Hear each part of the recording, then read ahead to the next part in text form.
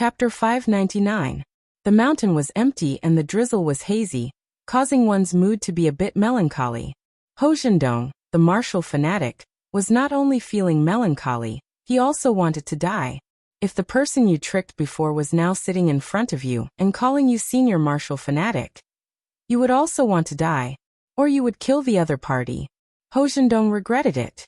Why didn't he kill him at the summit of One Sword Peak? Senior martial fanatic. Fang Yan looked at Ho Zhendong with a smile, as if he couldn't remember that he was tricked by this middle-aged man. This is an adult ambergris I stole from Tianjizi. Not bad, right? The tea was good, fragrant, and had the effect of nourishing the body and mind. But the martial fanatic, who was chewing on a piece of tea leaf, had a bitter taste in his mouth. With Fang Yan's intelligence, there was no way he didn't know why he lured him to One Sword Peak for the decisive battle. And what happened afterward almost took his life. But now, he acted as if nothing happened and was very respectful to him. His attitude was even more cordial than before, and he even gave him a priceless ambergris. There must be a reason for this. This brat had something to ask of him. This is the best ambergris I've ever tasted. The martial fanatic looked at Fang Yan indifferently and said, "It is said that Buddhism and Taoism occupy most of the famous mountains and treasures in Wuxia. Take this ambergris for example. If Tianjizi didn't take it from Taoism, we wouldn't have the fortune to taste it. Senior martial fanatic, if you like it, I can ask my master for a box." Fang Yan patted his chest confidently. "Tianjizi is your master?" The martial fanatic was startled and asked. "Yes," Fang Yan nodded. He had long felt that I was extremely talented and the new star of the Tai Chi branch. He had always wanted to take me as his disciple, and even said that he would give me the Tai Chi diagram to protect the dragon soul. He also said that he wanted me to inherit his legacy and become the master of Taoism, but I didn't agree. I already have a master. How could he take someone else as his master? Besides, I don't want to be a Taoist priest. I'm the only child in my family. What if they don't allow me to marry? You know what happened next? I was besieged by people in the solitary Sword Mountain, and almost lost my life. It was he and Great Master Chang Mei who saved me. When he healed my wounds, he once again offered to take me as his disciple. I couldn't refuse. The martial addict nodded and said, No wonder. No wonder. Previously he had wondered why Tianjizi and Chang Mei, the two hidden masters, had appeared at the same time when Fang Yan was in trouble, and insisted on taking Fang Yan away. When he mistakenly believed that Fang Yan was dead, he even did not hesitate to fight with the Tao addict, Song transplanting. Now he finally understood the crux of the matter. It turned out that Fang Yan and Tianjizi had a master-disciple relationship.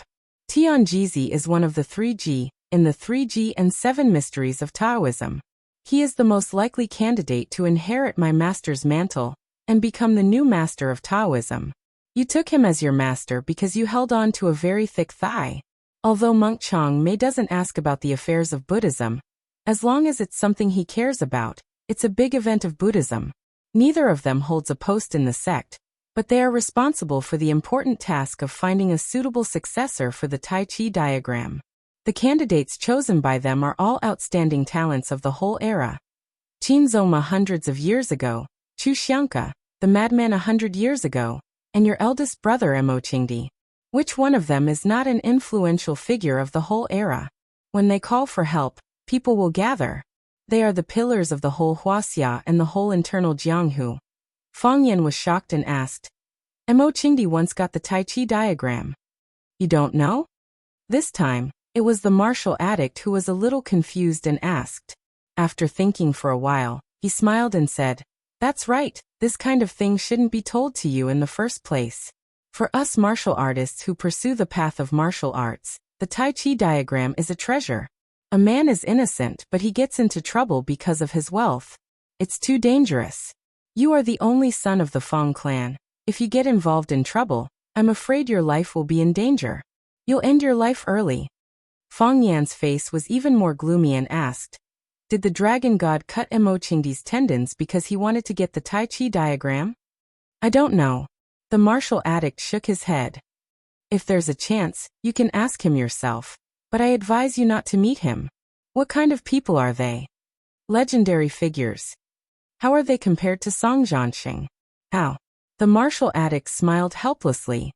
These people are mysterious, unless they want to see you, or you can't see them. The Black Dragon has been famous for decades. How many people can see him?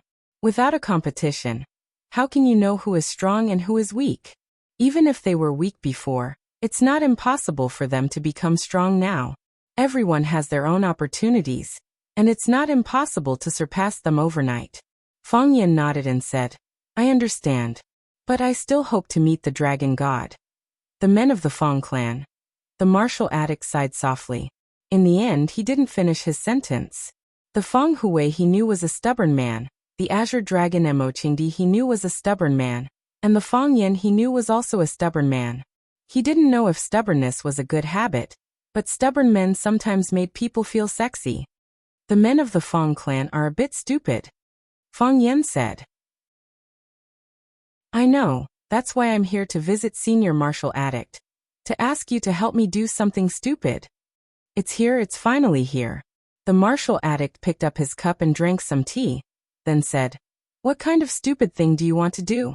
Tell me first, I'll help if I can, but if I can't, then there's nothing I can do. Where is Phoenix? Fang Yan asked. Where is Phoenix? Fang Yan asked again. The martial addict shook his head and said, I don't know. I've never seen her. Senior Martial Addict. Why do you need to deceive yourself and others? The first time I asked, you refused to answer, which already told me the answer. Also, I was saved by Master Tianjizi, so that old man Song Zanyang couldn't have taken Phoenix away. At the time, there were so many people on One Sword Peak, but the only one who could have taken Phoenix away and protected her was you. Senior Martial Addict, please tell me, where is Phoenix? The martial addict sighed softly and said, You're right. Phoenix was indeed taken away by me. But don't ask me where she went. Phoenix Girl specifically told me that if you came looking for her, I should reply with the words I don't know. So my answer can only be. Fang Yan interrupted the martial addict and said, You tricked me at the top of One Sword Peak. You are one of the 7 addicts of Wuxia. You became known as the martial addict because of your love for martial arts. But you used your reputation as a martial arts addict to accept money from others, using all kinds of improper means to eliminate your opponents. I've confiscated money from others. Then there are other benefits. Fang Yan angrily said. You tricked me at the top of One Sword Peak anyway. You deliberately provoked me, inviting me to fight at the top of One Sword Peak, wasting my energy and drawing me into that fatal trap. You also know that I didn't use my full strength at the time, and I didn't have any intention to kill. But you still did it in the end. You were an accomplice, the main participant. You made me unable to fight back when I was being hunted down. Don't tell me you don't feel guilty at all? Don't you blame yourself at all? How could the martial addict not blame himself? If it wasn't because of self-blame, why would he repeatedly speak up for Fang Yan in front of Song Zanyang? If it wasn't because of guilt, why would he stand in front of Song Zanyang again and again, not wanting him to kill Fang Yan? If it wasn't because of guilt and self-blame, feeling that he had done something shameful and unfair to Fang Yan, why would he persist until the end at the scene, and then bring the Phoenix Girl back to take care of her? But I don't blame you, Fang Yan said. Living in this world, everyone will encounter some things that they have no choice but to do. Yes, I really. The martial addict wanted to explain something, but he didn't know what to say. People who practice martial arts valued friendship above all else. In order to return someone else's favor, he hurt the righteousness in his heart. Was this right or wrong? But if it was for the righteousness in his heart, could he ignore the deep feelings he owed? If it wasn't for Song Zanyang's guidance that year, he might have been stuck in the martial barrier, unable to extricate himself, and become a psychopath who achieved nothing. Song Zanyang had given him a new lease on life. What happened in the past has happened. We don't need to take it to heart. What's in the past is in the past. Fang Yan had a magnanimous look on his face, his voice mournful. But another tragedy is about to happen. Does Senior Martial Addict want to trick me again? Lotus Temple, the martial addict replied. She went to Lotus Temple. Fang Yan jumped up from his chair, grabbed the dragon birth incense he gave to the martial addict, and shouted at the martial addict. That old bastard tricked me at the top of One Sword Peak. Wait until I'm done with my business, then I'll come find you for a good fight. Fang Yan was a man who held grudges. He was almost tricked to death by the martial addict, Ho Zhendong, at the top of One Sword Peak. How could such a deep grudge be resolved with just a few words? The martial addict held his teacup and blankly sat there. The cold wind was a bit chilly. The martial addict's body felt like it was frozen. How did that bastard grow up to be an adult? Didn't anyone think about strangling him to death when he was young? Chapter 600. Burning the bridge after crossing the river, killing the donkey after it has outlived its usefulness, cruel and unscrupulous bastard. Just as the martial addict was going berserk in the house, scolding Fang Yan for turning his back on him after using him, the wooden door was slammed open again with a bang. Fang Yan looked at the martial addict shyly and asked, "Where is the Lotus Temple?" After Fang Yan ran out of the martial addict's house, he remembered a very important thing. Where was the Lotus Temple? Although he was reluctant, he had no choice but to rush back to ask for the address and directions. Impulse is the devil. Get out! The martial addict shouted at Fang Yan. The Lotus Temple was located at the foot of Mount Lingshan. It got its name because there was a huge lotus pond in the backyard of the temple. The Lotus Temple was a nunnery. The incense was not strong, but it still stood for hundreds of years. Fang Yan rushed all the way in the direction of the Lotus Temple. The stingy martial addict did not tell him the specific direction of the Lotus Temple. Fang Yan did not have a mobile phone or a navigation device. It was not easy to find someone to ask in this barren mountain. Fortunately, he was lucky. After searching for a long time, he saw a stone sign on the side of a main road. The stone sign pointed the direction of the Lotus Temple. Only then did Fang Yan find the correct path. When Fang Yan arrived at the Lotus Temple, the brown door of the temple was closed. Fang Yan pulled the copper lock and shouted, "Is there anyone? Is there anyone?" There was no answer. Fang Yan patted the wooden door again and shouted in a louder voice, "Open the door. Phoenix, Phoenix, come out. Phoenix, I know you are inside." Fang Yan's voice startled the birds in the forest, and the rustling sounds of birds flying away could be heard. There was still no answer. Fang Yan pressed his hand on the wooden door and pushed it with all his might, but the wooden door did not budge.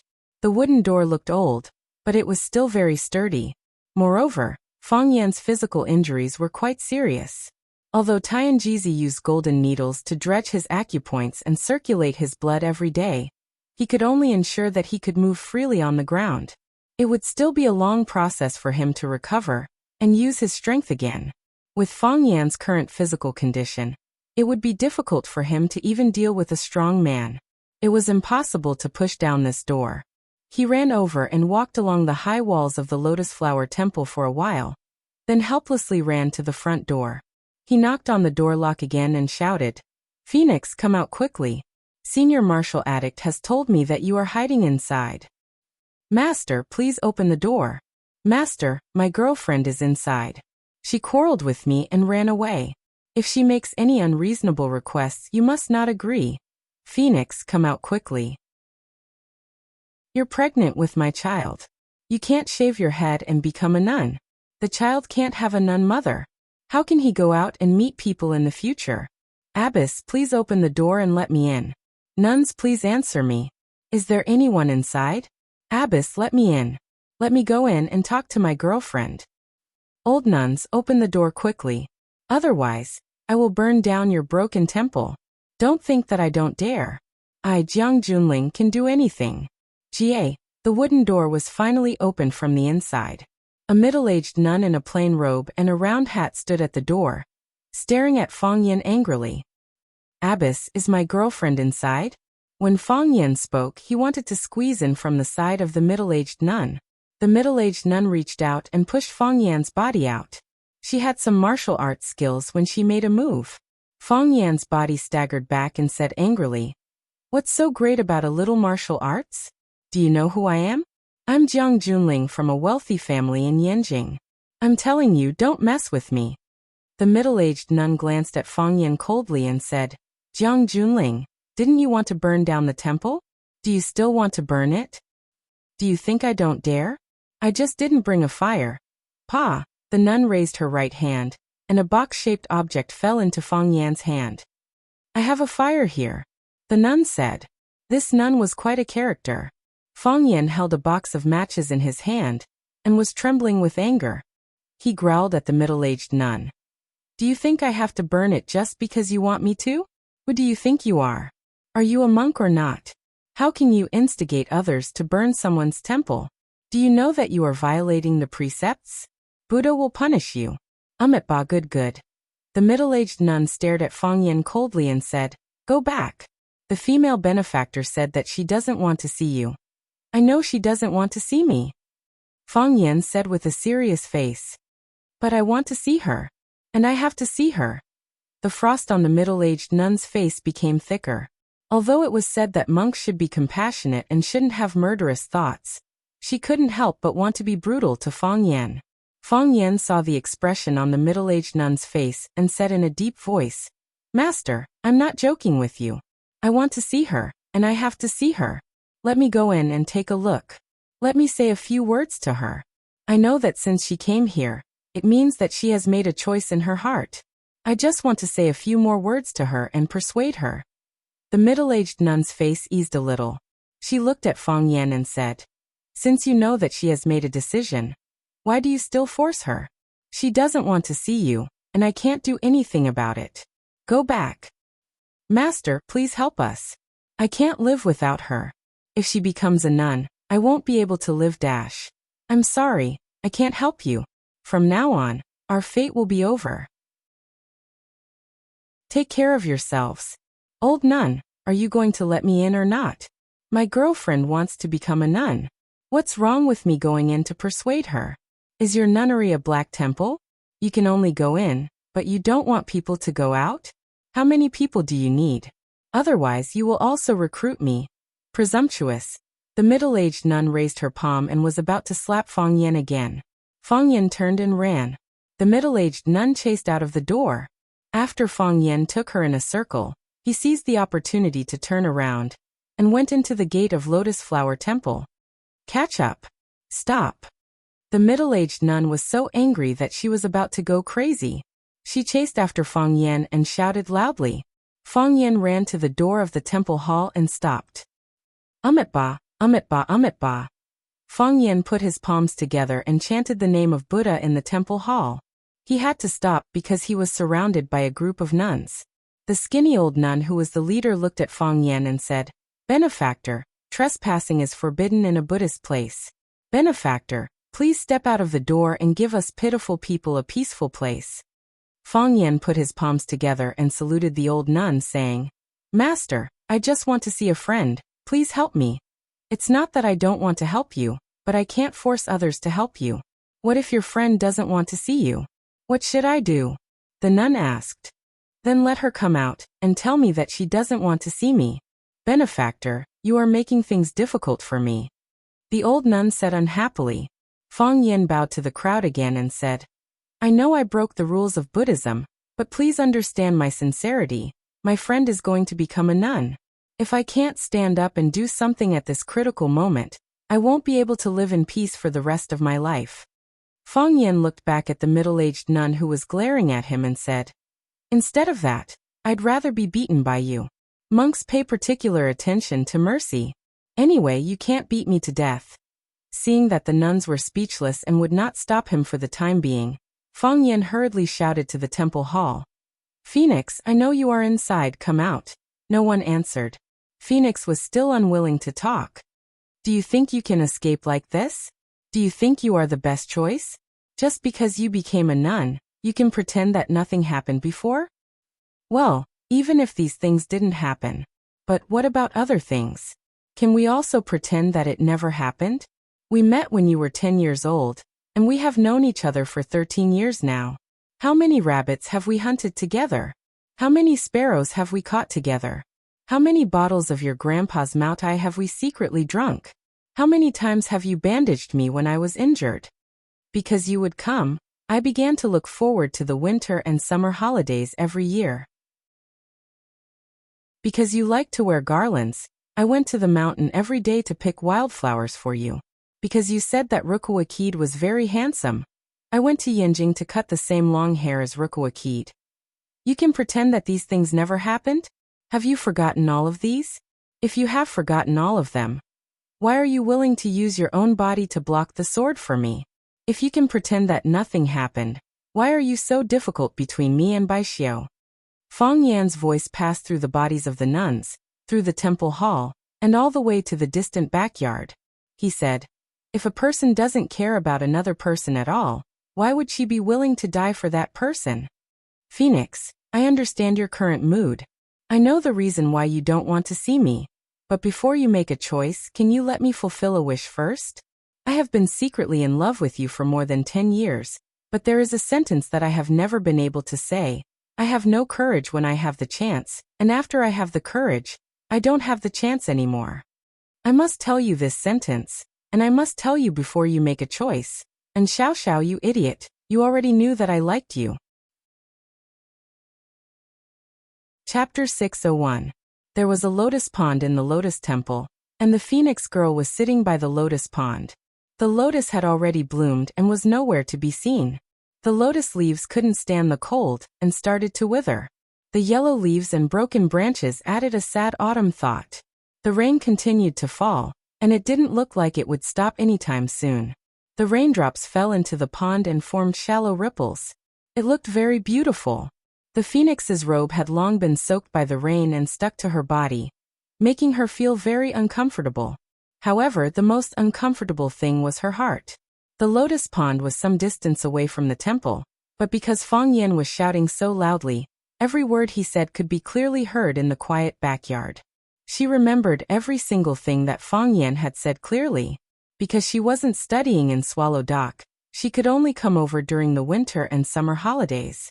Therefore, Fang Yan looked forward to the winter and summer holidays every year. After the summer holidays, he looked forward to the winter holidays, and after the winter holidays he looked forward to the summer holidays. Because he saw her weave wild flowers into a wreath and wear it on her head, he went to the mountains every day to pick fresh wild flowers. Because she was crazy about the cool and handsome Rukawa Kid after watching Slam Dunk, he went to Yanjing and had his hair cut exactly like Rukawa Kid. At that time, she even laughed that the hairstyle made his head look bigger. She could remember everything. But so what? After a birthday party, when all the friends at home had left, her parents solemnly brought her to the sealed study and earnestly advised her to stay away from Fang Yan. From then on, she knew that she and Fang Yan would never be together.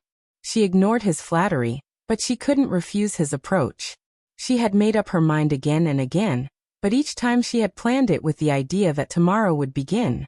It wasn't until she realized that she couldn't control her feelings for him, that she knew it was dangerous to continue developing like this. Therefore, she accepted Baixiu's pursuit and became his girlfriend. That was the first time she accompanied Baixiu to admire the snow in the village. That was the first time she held hands with a boy other than Fang Yan. That day, she saw Fang Yan, the fool who hid in the corner, and did not dare to come out. She didn't know how long Fang Yan stayed in that corner, but she knew how long her heart ached. Later on, every time she returned to Swallow Dock, she would purposely walk to that corner to have a look. She really wanted to experience the feeling of that handsome and mischievous big boy curled up here, watching the girl he liked and another boy hugging and admiring the snow. What kind of feeling would that be? She really wanted to experience it. And Xiao, can you hear me? Fang Yan's voice was still clearly transmitted to her ears. There was no point in deliberately running so far away to hide. I said I like you, did you hear me? I owe you a face-to-face confession, and you owe me a face-to-face rejection. Why are you hiding like this? Phoenix's eyes reddened and big tears rolled down her cheeks. The words of love that he couldn't say back then still made her cry like a fool. And Xiao, you know me. You know me better than anyone else. So you should understand that if you don't give me a clear answer, I won't leave. I'll sit in this temple. I'll stand guard at the entrance of this hall. I don't believe you can hide from me forever. And Xiao, come out quickly. Fang Yan's expression was conflicted as he shouted at the top of his lungs. Because he was too emotional, the wound on his chest was affected again. Fang Yan coughed violently, and his phlegm carried traces of dark red blood. Song Transplanting's palm strike was too heavy and almost took Fang Yan's life. Although he had been treated by Tianjizi, he still couldn't be too emotional. Fang Yan snuck out. With his current physical condition, if Tianjizi knew that he wanted to come out to find Phoenix, he wouldn't allow him to go out. So touching. A young nun looked at Fang Yan with a flushed face and said, "If I had such a man, it would be worth dying. If he had treated me like this back then, I wouldn't have." A middle-aged nun sighed sadly. "Benefactor." The old nun took out a white handkerchief from her pocket and handed it to Fang Yan, saying, "Don't be impatient. I'll go in and persuade her." Fang Yan took the handkerchief and wiped the corner of his mouth. With a face full of gratitude, he said to the old nun, "Thank you, Master. I've disturbed the peace of Buddhism. I'm a sinner. But if I don't disturb her this time, I'm not a man." "I understand. I understand." The old nun had a gentle smile on her face as she nodded and said, "I've seen and heard too much about young people's love affairs. When young people make mistakes, even Buddha will forgive them. But don't be too emotional. That will hurt your body." "I understand." Fang Yan nodded and said, "Master, can you go in and help me persuade her again and ask her to come out and see me?" "I promise you," the old nun said. "What if she still doesn't want to? Then I'll shout for a while more."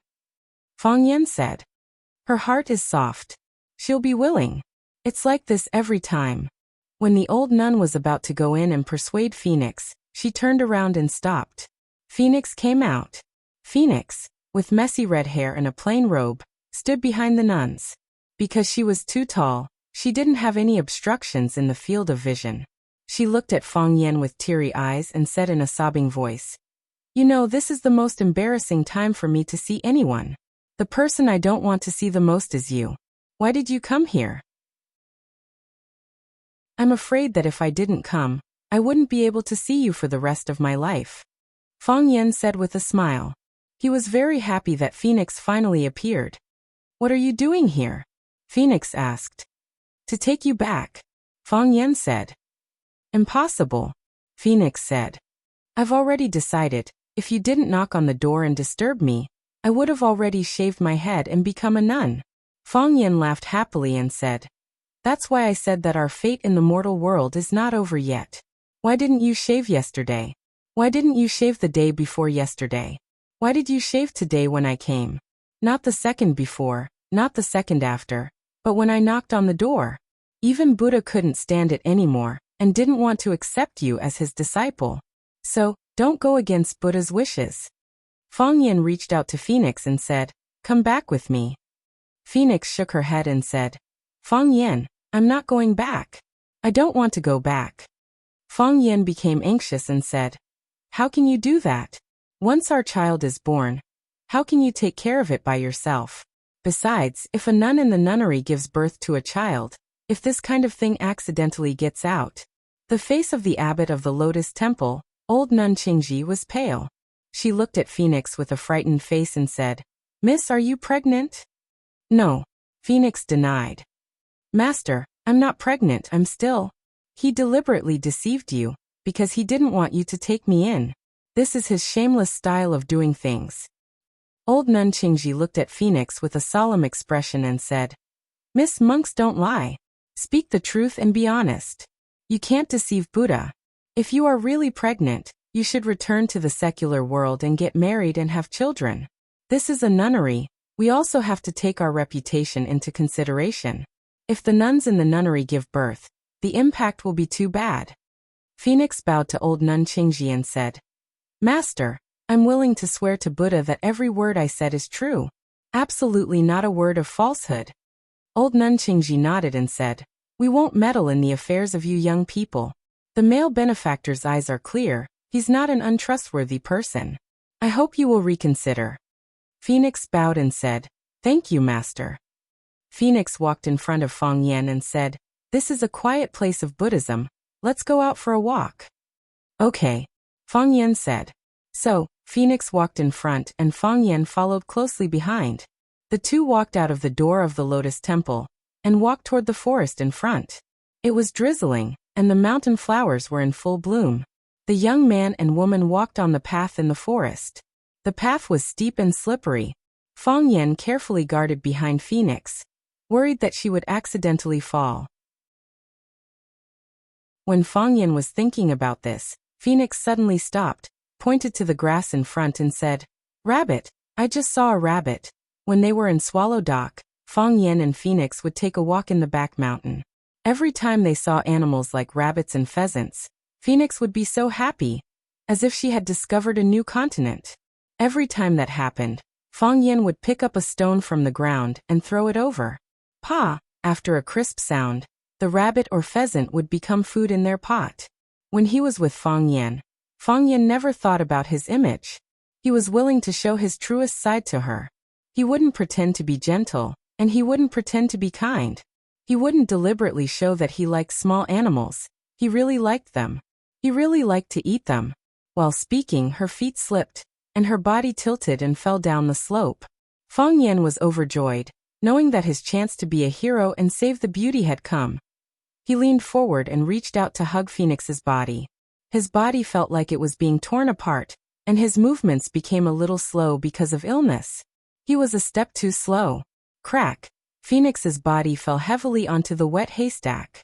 "Fang Yan," Phoenix shouted through gritted teeth, "you should let me be a monk." Chapter 602. I didn't do it on purpose. Fang Yan crouched down and tried to help Phoenix up in a flurry. Just as he lifted the Phoenix's body, the sole of his shoes slipped, and he fell to the ground because of the moss on the stone. At this time, Fang Yan had lost control of his body. Pa! His body was heavily pressed against Phoenix's chest, and the two of them heavily collided. If it weren't for the soft flesh below, the wound on his chest would have been torn open. Phoenix was pressed under Fang Yan's body. She didn't struggle, nor did she scream. It was as if she was lying on a big bed at home. She looked at Fang Yan with bright eyes and said, "Is this what you've always wanted to do?" "No," Fang Yan quickly denied. After a pause he said, "I wasn't very sensible before, so I had some unhealthy thoughts." Phoenix sighed softly and said, "Yes. You weren't very sensible before, so you had these unhealthy thoughts. After you became sensible, you began to have unhealthy thoughts about others. Now you want to do this kind of thing to Yiro? Unfortunately, you can only think about it. You can't beat her anyway." Phoenix looked at Fang Yan and said, "Although I didn't refuse, are you going to keep lying on top of me and chat like this?" No.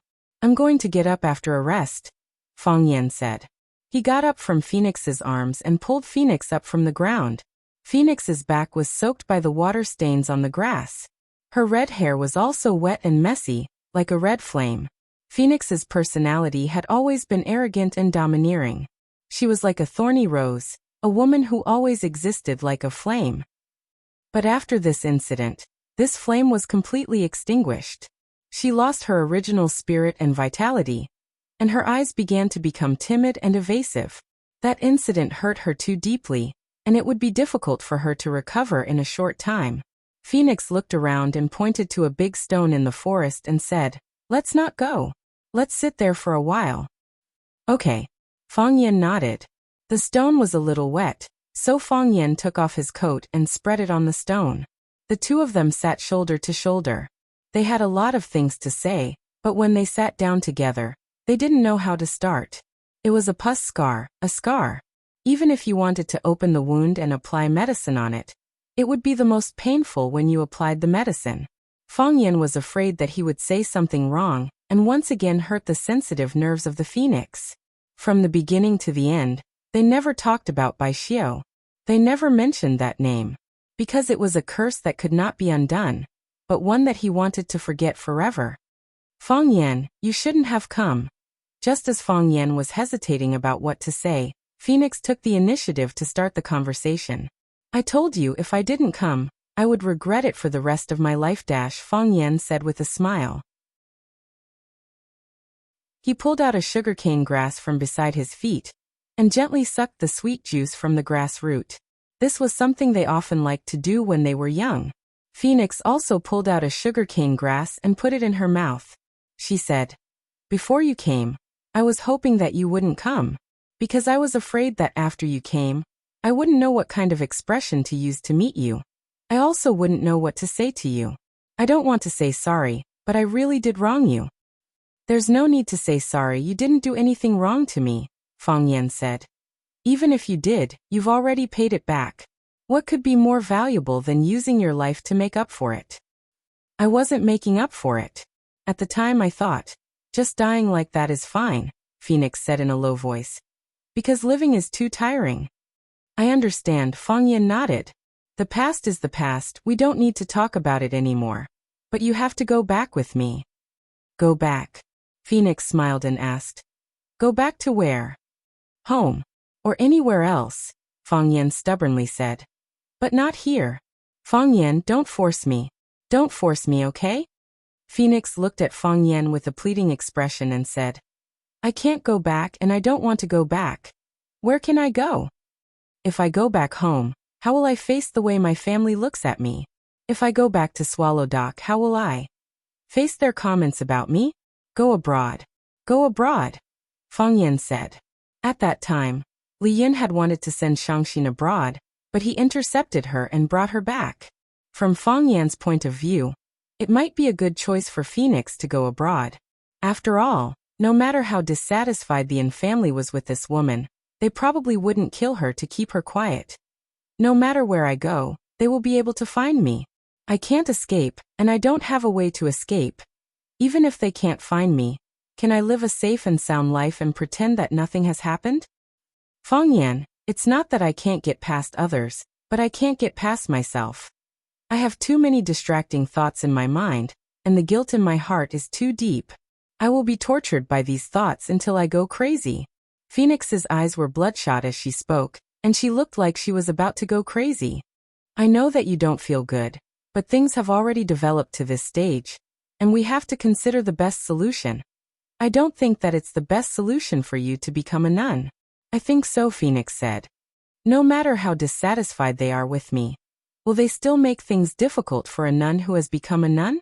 Also, during the days I've been living on the mountain, I feel extremely peaceful.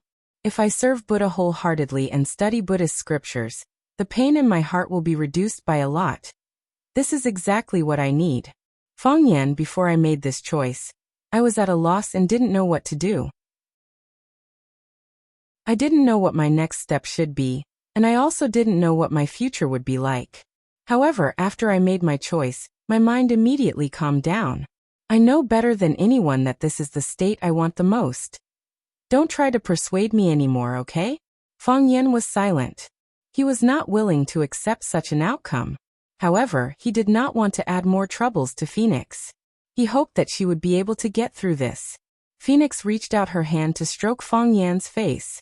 Using her fingers, she gently smoothed out Fang Yan's furrowed brows and said, Fang Yan, I didn't want you to come, but I am still very happy that you did. Women are always so contradictory. Just like what you said earlier, let's let go of everything that happened in the past. Let's act as if we've just met today.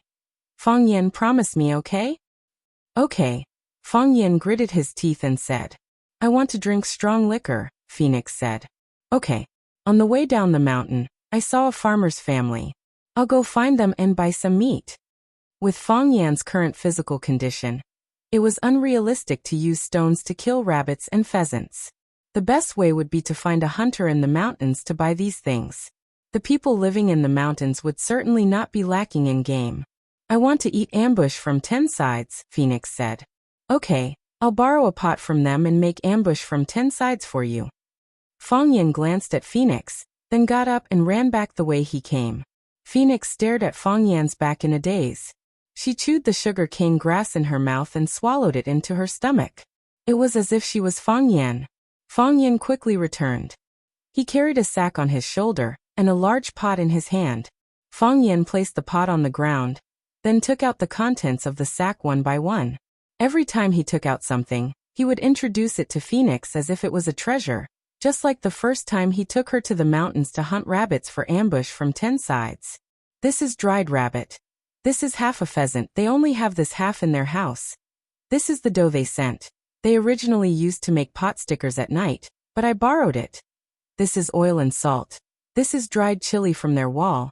Fang Yan took out a white plastic bucket from his pocket and said, You didn't expect this, did you? They also have loose spirits. I just took a sip. It's not as clear as Swallow Doc's shout-out, but it's still very good. That big brother said there's at least 3 caddies of it. I haven't touched white wine for a long time. Let's have a good drink later. Fang Yen copied Swallow Doc's style and used a few large stones to build a simple stove on a piece of dry land. After washing the large pot in the stream, he put it on the stove. Then he cleaned the rabbit and pheasant, cut them into large pieces with a knife, and put them into the pot one by one. He grabbed a handful of wild mushrooms and wild beans and threw them in together, then added a certain amount of stream water. Because it had just rained, the most difficult step was to find hay and firewood. Of course, this was not a problem for Fang Yen. He dug out a few rabbit holes, inside of which were soft and dry weeds. Then he pulled out some old branches from under some rocks that had not fallen in the rain, and then used a lighter from a farmer's house to light the hay. The fire burned fiercely. Phoenix happily helped to light the fire, and from time to time, she would laugh like a silver bell when she heard Fang Yan's words. Her laughter traveled far, the most beautiful sound of nature in this forest. This scene was so familiar. It was exactly the same as when they were ambushed from 10 sides in Swallow Dock. When the soup was boiling, the meat was cooked. Fang Yen poured the oil, salt, and seasonings he had prepared into the pot. Then he threw in a handful of chili and poured in some spirits.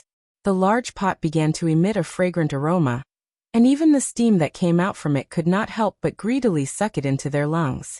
Fang Yen opened the barrel, gulped down a mouthful, and then handed the barrel to Phoenix in front of him. Phoenix took the barrel, raised her head, and gulped down a big mouthful. Eat meat. Fang Yen handed the chopsticks he had cut from a tree branch to Phoenix. Phoenix took the chopsticks, picked up a rabbit leg from the pot, and began to eat. The rabbit leg that had just come out of the pot was too hot, and Phoenix ate it too quickly, so she would occasionally spit out her tongue to blow out a breath of cold air. However, she still greedily ate without a care. She chewed the rabbit meat in a sorry state, and big drops of tears flowed down her cheeks. From now on there would be no more Phoenix. Chapter 603. Fang Yen picked up a rabbit leg from the pot and took a bite, only to find that the meat was too salty. Originally, when the hunters air-dried the rabbit, they would rub salt on it, but Fang Yen just threw a handful of salt in. As a result, this pot of ambush from 10 sides became very heavy. Fang Yen glanced at Phoenix, and saw that she was eating heartily as if she didn't notice it at all. It's too salty, Fang Yen said. The meat was salty, and so were the tears. So for the time being, Phoenix couldn't tell whether it was the meat or the tears that dripped on the meat that were salty. Hearing Fang Yan's words, Phoenix discreetly wiped her eyes with her sleeve and said, "Drink some wine to calm it down." As she spoke, she handed the wine barrel in her hand to Fang Yan. Without a cup, they could only drink with their mouths aimed at the opening of the barrel. In Swallow Dock, they often did this, and they still did it now. Of course, in the eyes of outsiders, this was no different from an indirect kiss. Fang Yen took the barrel and took a big gulp. He said with a smile, "I've eaten all kinds of dishes in the world, but the one I want to eat the most is still this ambush from 10 sides that we created." Phoenix nodded and said, "Yes. I'm just afraid that I won't be able to eat it in the future." "How can that be?" Fang Yen said with a smile, "Whenever you want to eat it, I'll make it for you. What if you and Yi Rura got married? Then I'll make it for you secretly," Fang Yen said. Pfft. Phoenix squinted her eyes and laughed. If other men were to answer this question, they would definitely brag about how high their status in the family is, and what they say is the law, and their wives have no say at all. Only married men would dare to do that. Anyway, their wives have already been tricked into coming home. Fang Yen said with a smile. If an unmarried man dared to say that, which woman would be willing to marry him? You have to look further. Phoenix looked at Fang Yen with gentle eyes and said, "You're always different from what others think." "Not really. Apart from being a little more handsome than Li Xiaotian and the others, I'm not much different from them in other aspects, drinking wine, eating meat from bowls, and bragging loudly. It's the nature of men, you know." "Are they all right?" Phoenix asked. "Not bad," Fang Yen said with a smile. "They're all fine." During Zhu Zaidan's special training in the North Sea, it was said that her family's 10,000 elephants fist, which had been stagnant for a long time, was showing signs of making another breakthrough. If he broke through again, he would become the second person in the younger generation of the Zhu clan to enter the 10,000 phenomenon formation. Li Xiaotian was doing business with his brother in Beijing. With the help of the Maple Leaf Society, his business was booming.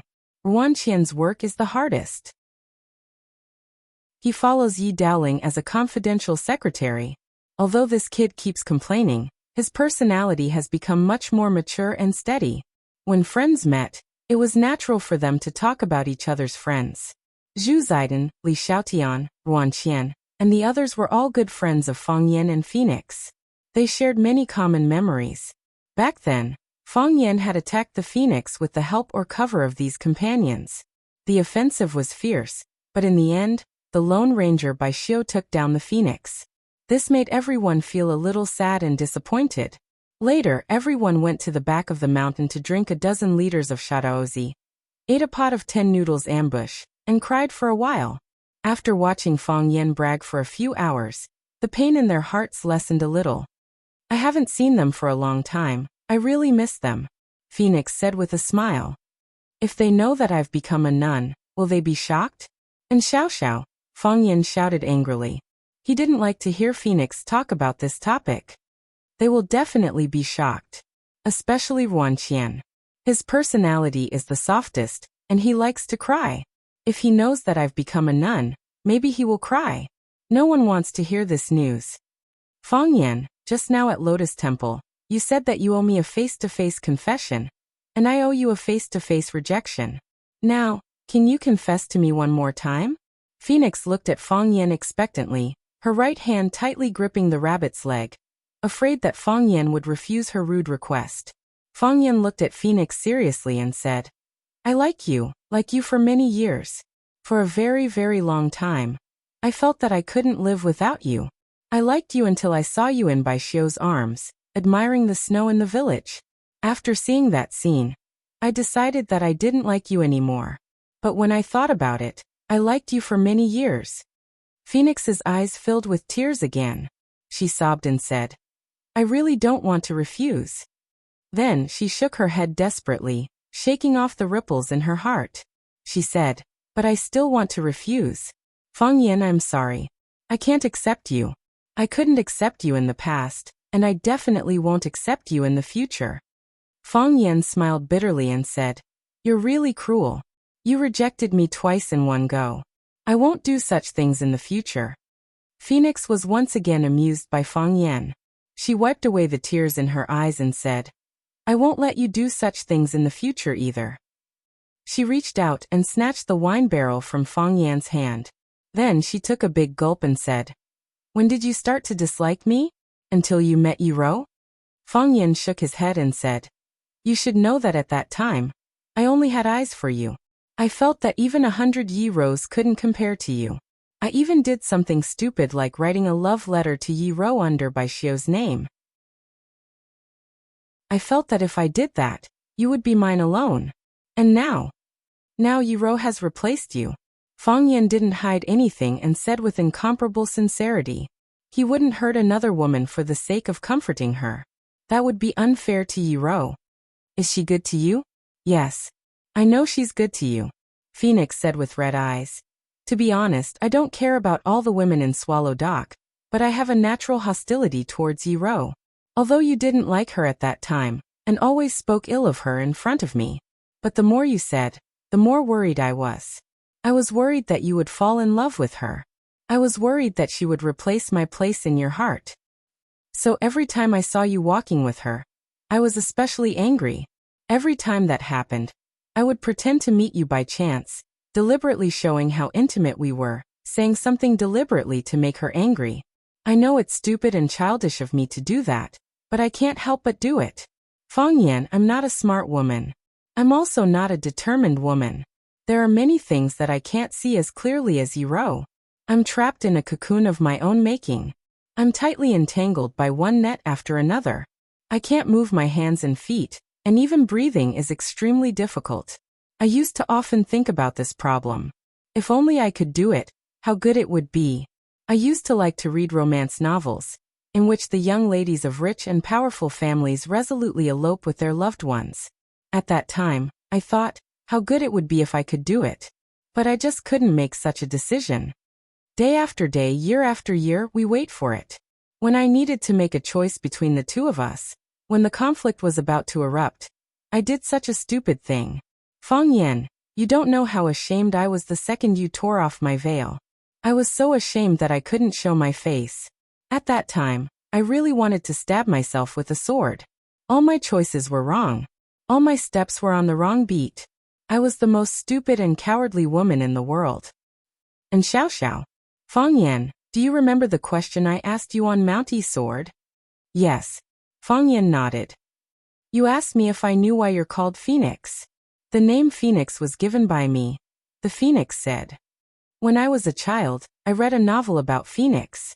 The book said that Phoenix is the messenger of happiness in the world. Every 500 years, it has to carry all the unhappiness and hatred accumulated in the world, and throw itself into the raging fire to burn itself. It uses the end of its life and beauty to exchange for peace and happiness in the world. Similarly, after experiencing great pain and suffering, it can be reborn with a better body. Fang Yan, I can't wait for 500 years. I can't even hold on for 5 days. I want to carry the unhappiness and hatred on my body and throw myself into the raging fire to burn myself. I want happiness.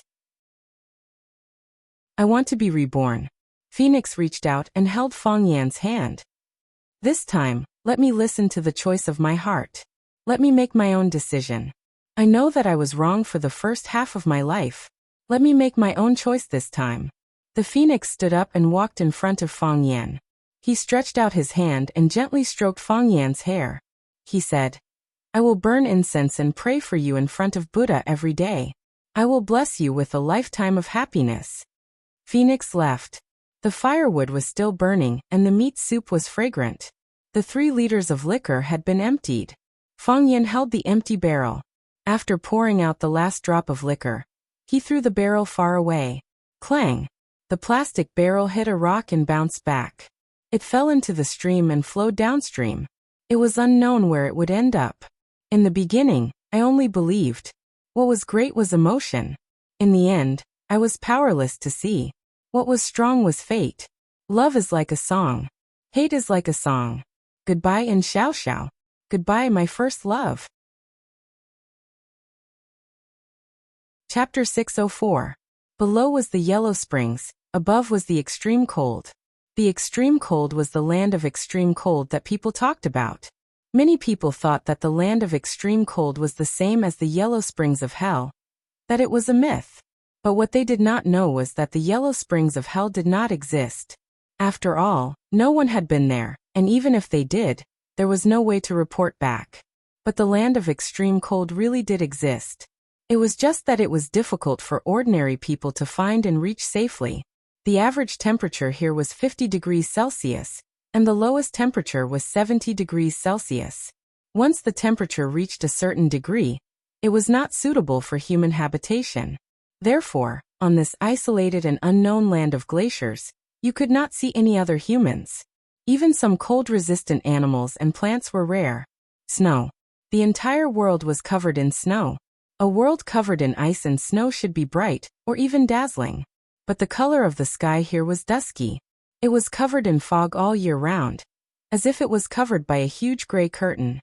Because the weather was too cold, even the fog in the air was frozen, and there was a slight feeling of being cut apart. Crack, crack, crack. A tall man covered in animal fur walked step by step in the snow. Every step he took would leave a deep hole in the world of ice and snow. Behind him, there was a long row of footprints. Those footprints looked lonely, just like their owner. His eyebrows were covered in ice, and his eyes were as cold as ice. His hair was loose and knotted, and he looked like a wild man in the wilderness. No, he looked even worse than a wild man in the wilderness, because he could not remember how long it had been since he last combed his hair. His full beard protected his mouth and nose, and it did have the effect of resisting the cold. The man held a long spear over 10 feet long in his hand. The tip of the spear dragged in the snow, making a rustling sound, as if the owner of the spear did not have the strength to carry it. Either they return home, or the Snow Empire will be buried. This was what the old drunkard Mo Qingdi had said when he left Swallow Dock. It was not some heroic speech, nor was it to cut off a path of retreat to encourage himself. He did not need this. Too many things had happened in Swallow Dock, and the Fong family was in danger. Fong Yixing, whom he regarded as his elder brother, had died tragically. Fong Yan was deeply affected and was unable to recover, so he decided to observe mourning for 3 years. Mo Qingdi knew that Fong Yan made such a decision out of guilt. He blamed himself for being a step too slow, and not being able to bring his father back from the ambush in time. How could he not feel guilty? The enemy had already come to their doorstep. As the former Wuxia Azure Dragon, as a member of the Fong family, there was nothing he could do. When he arrived with his silver spear, all he saw was the scene of Fong Yan holding Fong Yixing's corpse and wailing. How could he not feel sad? He could have been faster. He could have saved them from this disaster in the past. However, because the meridians in his body were broken, it was difficult for him to use his energy. Having a mountain of treasures but being unable to use them. How cruel was this feeling for a former king-level figure? Therefore, Mo Qingdi prepared a generous gift and went to see the medicine addict, asking him to check his pulse. The medicine addict's prescription was to use the rare blood of the ice dragon to heal Mo Qingdi's broken meridians. Although the ice dragon liked the cold, its body belonged to the fire attribute. Its blood was like fire. Drinking it could make one's blood boil and cure all kinds of diseases. However, even the medicine addict only deduced from the records in the medical books that there was a possibility of finding the ice dragon in the land of extreme cold. As for what the ice dragon looked like and what its habits were, he had no idea. Mo Qingdi still made his choice. He chose to believe in the medicine addict and agreed to his harsh conditions. He came to this land of extreme cold alone with his spear. Instead of living like a useless person, it was better to die far away from the crowd. This was Mo Qingdi's persistence, his last pride. Mo Qingdi had been here for more than 3 years, maybe even longer. Anyway, he could not remember clearly. There was no day or night here. Whether it was day or night, the sky was always gray. When it snowed, it would be slightly brighter. Fortunately, it snowed frequently here. Mo Qingdi called the time when it snowed as his day. It was also his time to move around.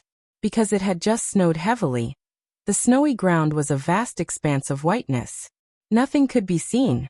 Not even the tiny footprints of animals could be seen. Hiss, hiss, hiss.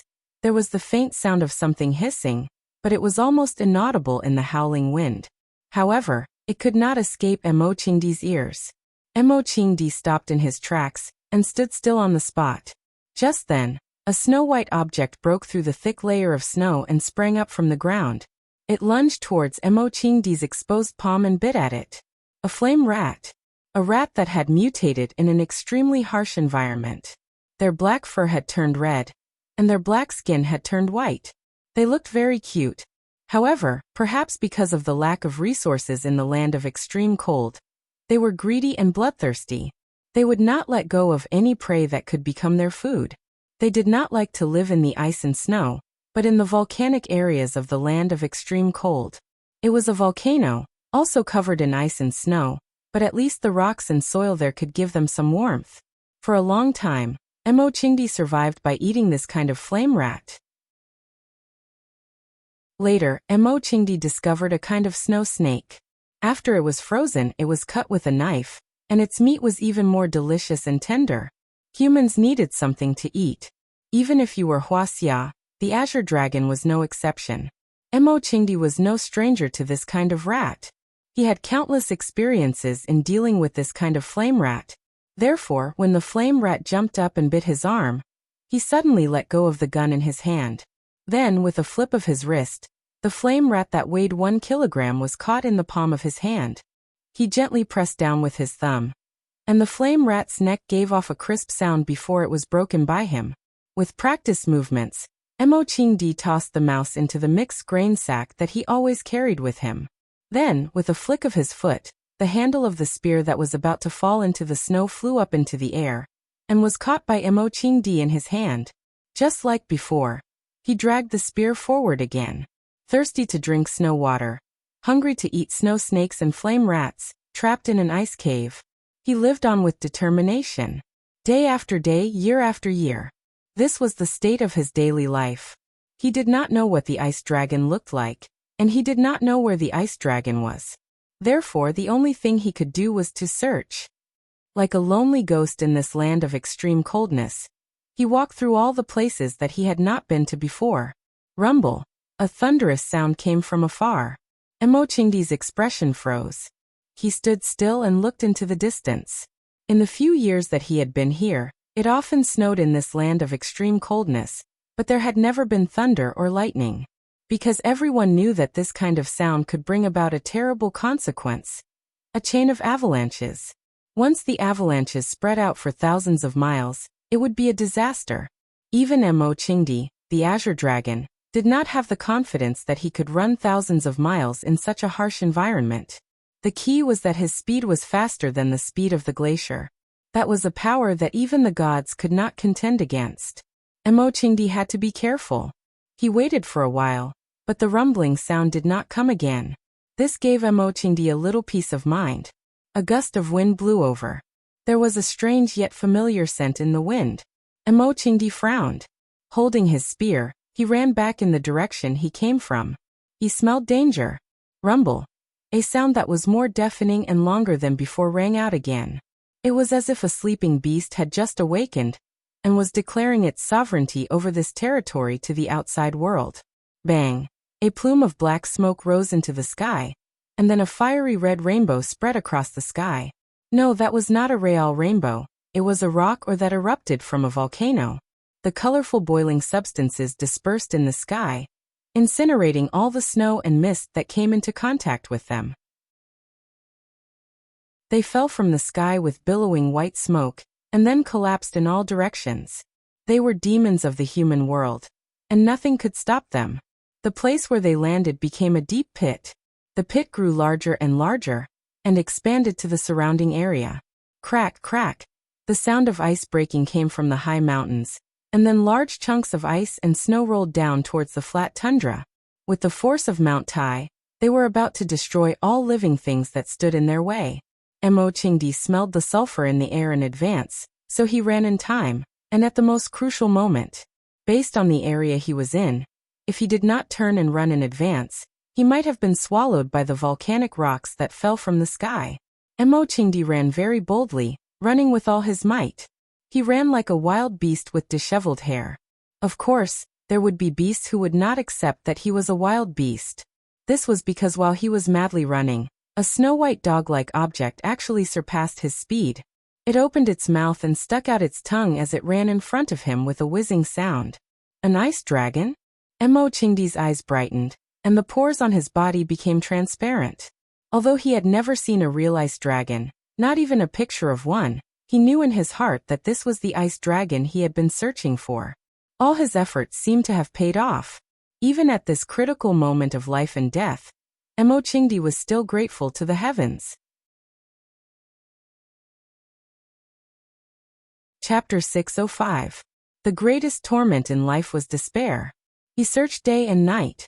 He walked through every corner of this land of extreme coldness. Every step he took could circle around Yanjing City countless times.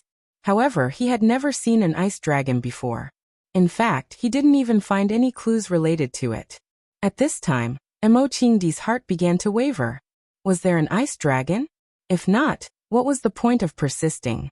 But if he didn't persist, what would he do? Would he go back with this broken body and witness the decline of the Fong family? Or would he die with them? The Fong family needed a man to stand up. If it wasn't Fong Yan, it would be him. If Fong Yan wasn't ready, then he would have to stand up for him for a while or a lifetime. If he wasn't ready, all the burden would be on Fong Yan alone. Most importantly, some of the hatred started because of him. If he couldn't stand up again, what would he do if they saw Fong Yan as a target for revenge? According to the extraordinary medical record, it was shaped like a dragon and had horns like ice. In other words, it should be a little transparent dragon.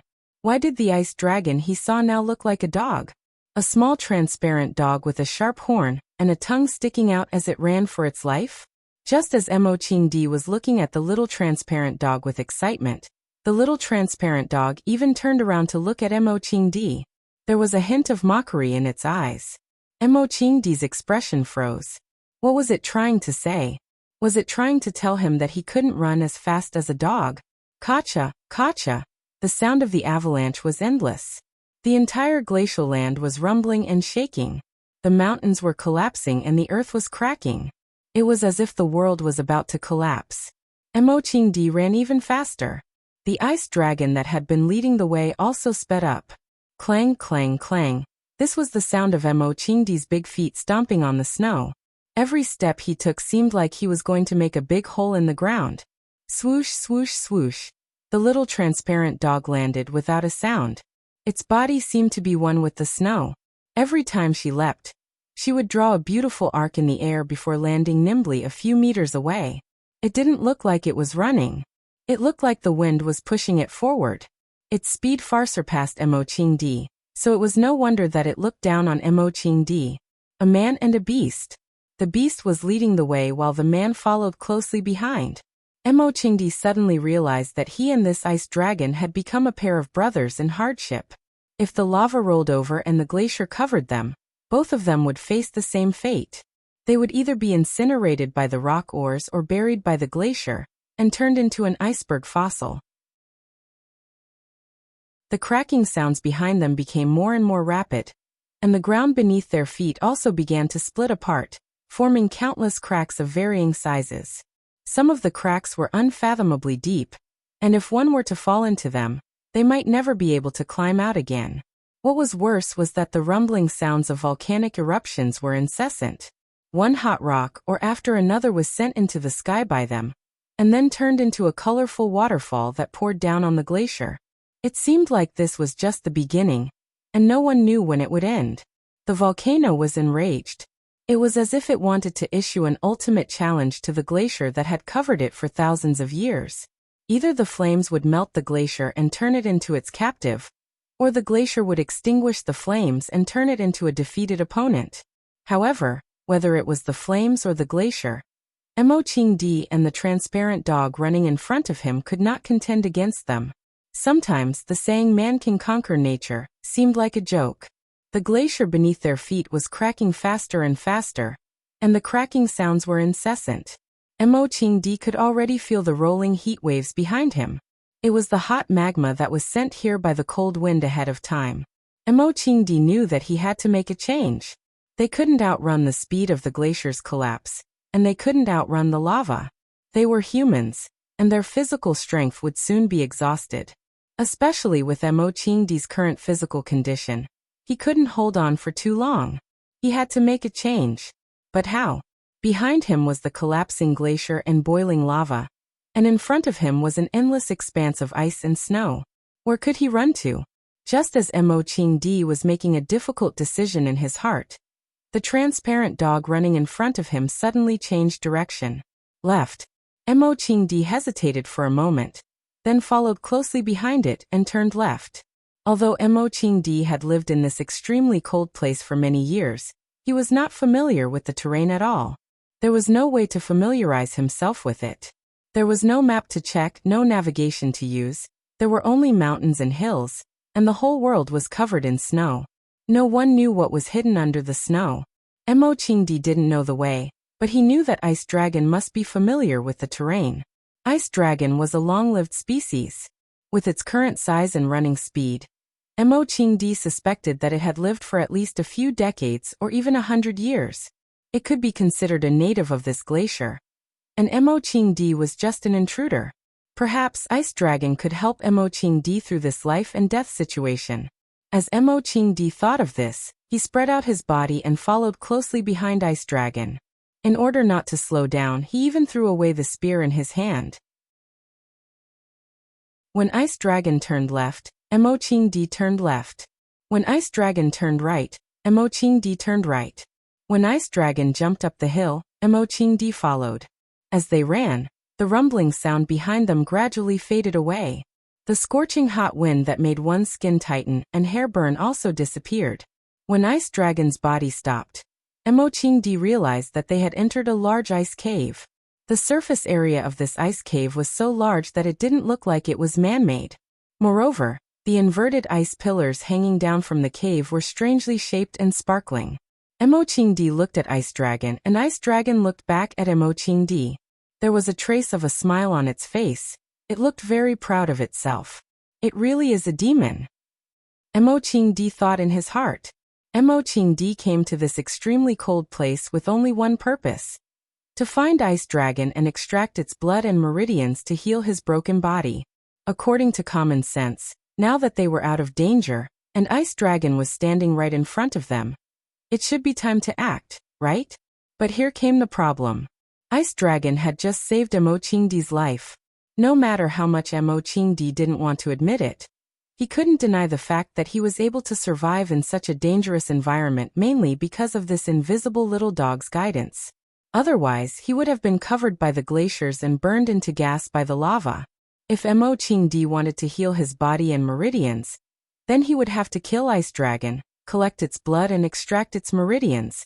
But if he did that, how could he face the gratitude of saving his life just now? Perhaps to many people, Ice Dragon was just an animal, and an animal's duty was to contribute. Who would blame you for killing an animal? But Emochingdi was a person who sought the path of martial arts. If he wanted to progress in martial arts, he must keep his heart at ease and his mind clear. If it did that, there would be a crack in his martial arts heart. Perhaps it wouldn't affect him now, but it would be magnified infinitely in his martial arts journey in the future. It would become a stain in his heart. How could he seek the path of martial arts? How could he achieve the path of martial arts? A man and a beast stared at each other in silence. Emochingdi's mouth was gasping for air, and Ice Dragon was also breathing softly. In front of Emochingdi's mouth was a large cloud of mist, and in front of Ice Dragon was a small cloud of mist. Someone or a dog had to break the awkward atmosphere. The host dog obviously didn't have such awareness, so this was something only Emochingdi could do. Emochingdi took out a flame rat from his snack bag and gently tossed it in front of Ice Dragon. Just like how men pass each other cigarettes when they meet. Emochingdi didn't smoke, so he took out his snack bag and gave it to Ice Dragon as a gesture of goodwill. Emochingdi made an inviting gesture, indicating that Ice Dragon should enjoy the food he gave him. Ice Dragon glanced at the flame rat thrown by Emochingdi, then turned around and walked into the depths of the cave. Not long after, it once again ran in front of Emochingdi. Slap! It threw the thing in its mouth in front of Emochingdi. Emochingdi looked at it and was instantly shocked. 9-petal snow lotus. This kind of snow lotus has 9 petals, and it takes 3 years for each petal to grow. Moreover, this kind of 9-petal snow lotus can only grow in extremely cold places. It can't exist in other places. As Emochingdi stared at the snow lotus with his mouth wide open, Ice Dragon once again turned around and ran into the cave. Slap! Another object was thrown in front of Emochingdi. Baby ginseng. This kind of mountain ginseng was shaped like a child, hence its name. It was said that it could only be found under the icebergs in extremely cold places. But the icebergs were covered with layers of ice. How would you know where to find ginseng? Slap! Some kind of fiery red fruit of unknown origin. Slap! A red carp weighing dozens of kilograms. There was an ice river under the glacier, and the red carp was a special product of the ice river. Its meat was delicious, and it was highly nutritious. In the second year of Emochingdi's arrival in the extremely cold places, he accidentally caught a red carp weighing 1 kilogram in the ice river. Emochingdi only had a few meals with that fish, and it was the best food he had ever eaten since he arrived in this extremely cold place. Most of the time, he ate flame rats, and only when he wanted to improve his life could he eat snow snakes. Slap! Slap! Slap! Ice Dragon's speed was very fast, so in front of Emochingdi, there was a small mountain of all kinds of rare and delicious food. Finally, Ice Dragon stopped running back into the cave, but looked at Emochingdi provocatively, and used its nose to point at the food it threw in front of Emochingdi, meaning, "Eat, I have plenty of food. You flaunt your wealth like this." Emochingdi's voice was dry, and the flame rat thrown in front of Ice Dragon looked even more pitiful. It's not too safe, is it? Chapter 606. Fang Yan had shown an amazing capacity for alcohol since he was very young. But because of his mediocre behavior, he was Mo Qingdi's second favorite drinking buddy. In first place was Yuan Rou. Once, Mo Qingdi had just finished a new jar of wine and invited Fang Yan over to taste it. When Mo Qingdi placed his hand-brewed Shadaozi in front of Fang Yan only glanced at it disdainfully, then ran back to his room and brought back a box of Maotai. The box of wine was as old as the Maotai factory was built. It was said that Phoenix stole it from her grandfather. Mo Qingdi was so angry that he drank the entire box of wine. When Mo Qingdi first saw this transparent dog, he felt a little familiar, but he couldn't figure out what was so familiar about it. He thought it was a subconscious feeling, that this was the ice dragon that he had to find in his destiny. He saw the disdainful look in the transparent dog's eyes when it saw the flame rat, and the triumphant look when it crazily moved its treasures in front of him for him to enjoy. It was exactly the same face as Fang Yan when he was young. From their expressions to their actions, this transparent dog was practically a miniature version of Fang Yan, and they were equally shameless. In real life, people like to call people who like to show off their wealth a dog. Now Mo Qingdi saw with his own eyes a transparent dog running in front of him to show off its wealth. Moreover, even someone as knowledgeable as Mo Qingdi could not help but admit that this dog was truly rich. It was practically overflowing with wealth. Seeing that Mo Qingdi was standing there motionless, Ice Dragon thought that he was too embarrassed to enjoy. So it came over with a red fruit in its mouth, and took the initiative to walk toward Mo Qingdi. Mo Qingdi's heart trembled, and he looked at Ice Dragon with a face full of surprise. It trusted me. It believed that I would not hurt it, so it unscrupulously took the initiative to approach me. This feeling of being inexplicably trusted is really good. So good that people can't bear to break it. Mo Qingdi held out his hand, and Ice Dragon put the fruit in its mouth into Mo Qingdi's palm, then raised its head and looked at him expectantly. Mo Qingdi grabbed a handful of snow and wiped the fruit, washing away Ice Dragon's saliva, and then took a bite of the red fruit. Crunch, crisp, sweet, and juicy. This was the tastiest fruit Mo Qingdi had ever eaten. Mo Qingdi grinned, and shoved the remaining half of the fruit into his mouth. The ice dragon was also very happy. It jumped up and down in front of Mo Qingdi with an adorable expression that said, "I told you it was delicious. Now you know I didn't lie. I can't kill you." Mo Qingdi looked at Ice Dragon and said. He looked at the little transparent dog as if he was looking at a young Fang Yan. How could he bear to kill it? Just like how it was impossible for him to kill Fang Yan, because Fang Yan was like his child. Ice Dragon did not understand what Mo Qingdi was saying.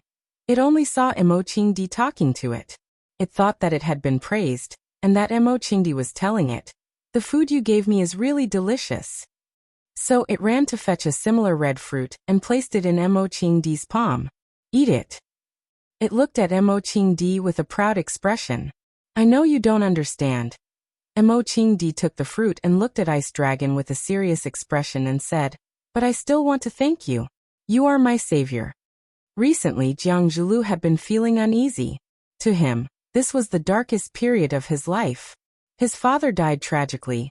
The Longta group that was controlled by the Jiang family was torn apart, and a part of the shares fell into the hands of Fang Yan and Lu Chaoga. When he thought of this, he wanted to scream and go crazy. That is compromise. He comforted himself countless times. Only smart people know how to compromise. Fang Yan had snatched Jiang Shangxin away from him. What kind of evidence did Jiang Shangxin have? He could only infer from some of the unusual details of Jiang Shangxin that she must have something that was harmful to them. But Jiang Zhulu had no way of knowing what it was. The general's order suddenly disappeared without a word of warning. Where did he go? The incident at One Sword Peak was a mystery. Those who knew about it had all disappeared, and no one came to tell him what had happened. His greatest support was the general family.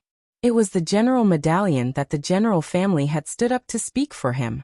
If the general medallion disappeared or he lost his status in the general family, he would have no choice but to hug the thigh of the general line again.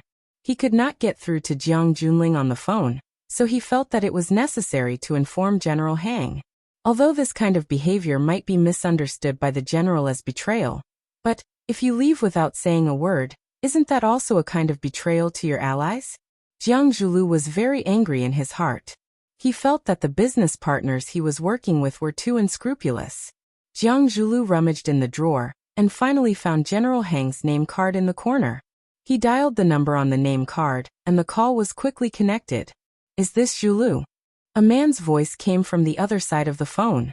Jiang Zhulu could tell that it was General Hang's voice that he was familiar with.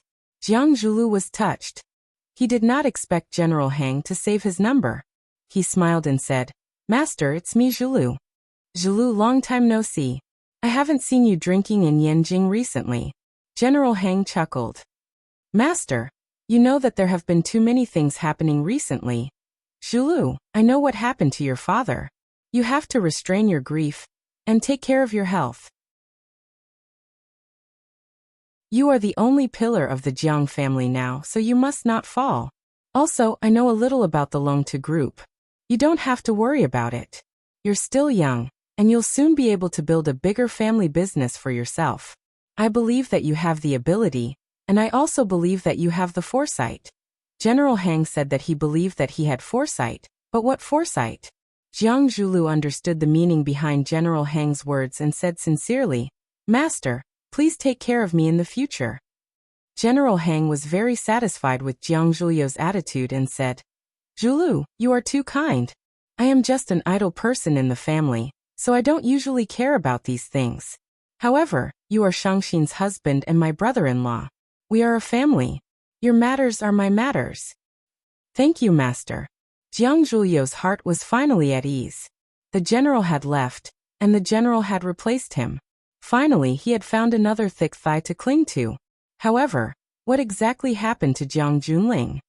"Master, did the military order come back to Yanjing? He didn't even inform us when he left." Jiang Zhulu had to ask this question. No matter what, he used to be a close friend of Jiang Junling's. If you turned a blind eye to your previous master just because you clung to General Hang's thigh, how would General Hang view you? Moreover, he asked this question after he had General Hang's backing.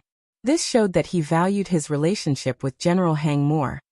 As for asking about Jiang Junling's whereabouts, that was merely out of courtesy. With General Hang's intelligence, he would definitely understand the deeper meaning behind his actions. General Hang's voice was slightly heavy as he said, "The military order disappeared in Huaqing a few days ago, and everyone in the family is looking for him. But he sent someone back to report that he is fine and just wants to leave for a while to relax. Then I will have to trouble you in the future."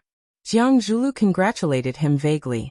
With Jiang Junling's disappearance, the general family had to push out a new person, and that person was naturally General Hang. Jiang Zhulu had been suppressed for so many years by the words one should have a son like Jiang Junling. As the eldest brother, he must be feeling very indignant, right? "Let's work hard together."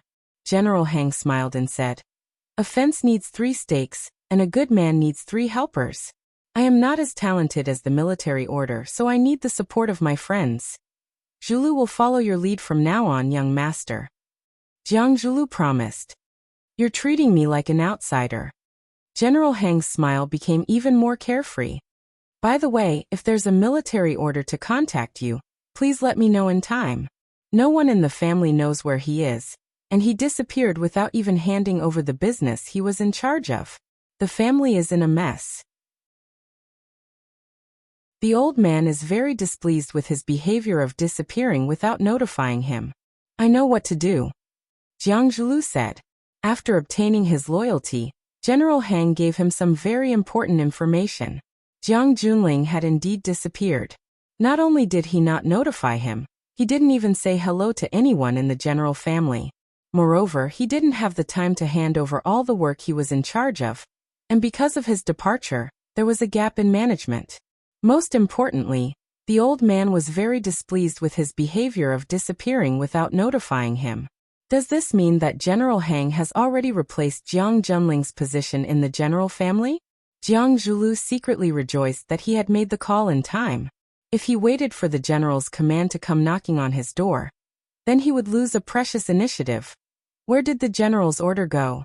Jiang Zhulu couldn't help but think of Fang Yan.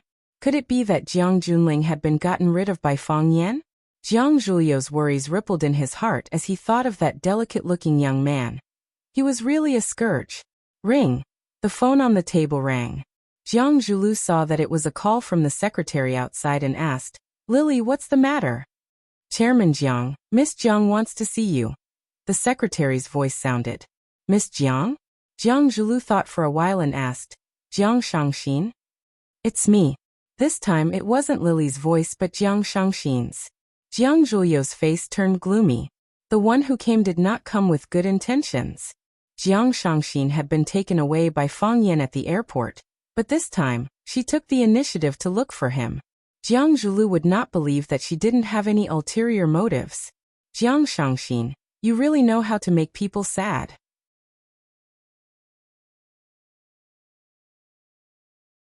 Chapter 607. Jiang Shangxin pushed the door open and entered, just like how she had visited Jiang Zhuliu countless times in the past. The difference was that Jiang Zhuliu did not stand up to welcome her this time. Jiang Zhuliu sat behind his desk and stared coldly at Jiang Shangxin, who was walking in gracefully. With a face full of mockery he said, "Isn't this my wife? It's been a long time. It's strange that it's so difficult to see my wife." Jiang Shangxin did not respond to Jiang Zhuliu's question. She walked straight to the sofa area in the office and sat down. Then she pressed the service bell. The secretary Lily pushed the door open and asked, "Chairman Jiang, what can I do for you?" Jiang Zhuliu waved his hands and gestured for Lily to leave. Jiang Shangxin said, "Bring me a cup of coffee. You know my taste." "Okay, Miss Jiang." The secretary knew that there was a conflict between the chairman and Jiang Shangxin, but she did not know the extent of it. In her opinion, wasn't it normal for a married couple to quarrel? As for the chairman's wife's request, she naturally had to do her best to satisfy it. The secretary left and quickly brought in a cup of freshly ground Americano black coffee with a spoonful of milk and half a spoonful of sugar. This was Jiang Shangxin's usual taste. Jiang Shangxin took the black coffee and took a deep breath. She smiled and said, "Thank you, Lily.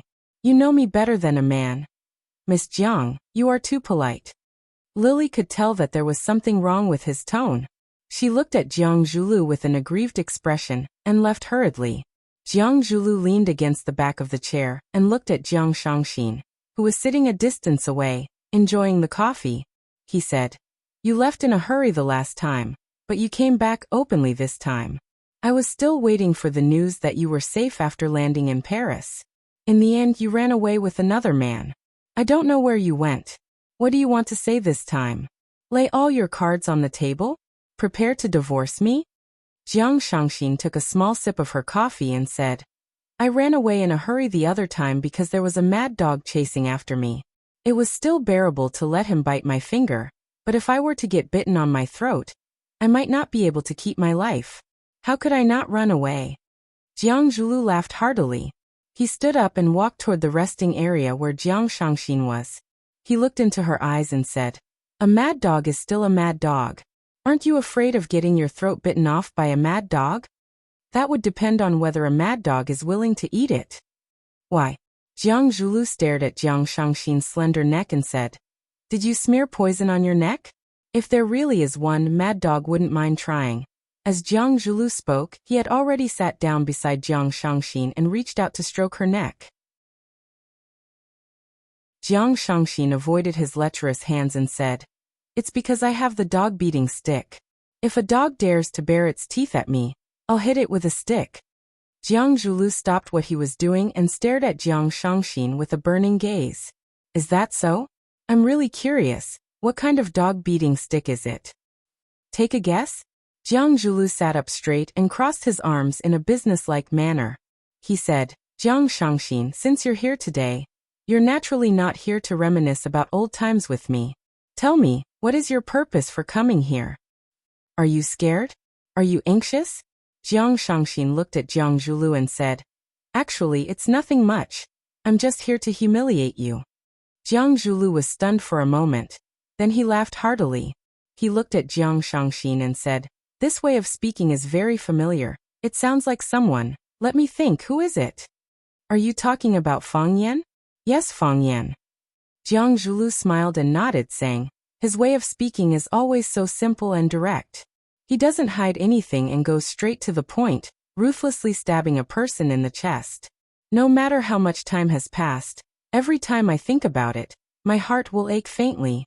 I didn't expect that after not seeing you for only a few days, you would learn some of his essence. That proves that I'm quite talented. Jiang Shangxin smiled and said. Jiang Zhulu, you're so smart. You must have known that this day would come, right? What kind of day?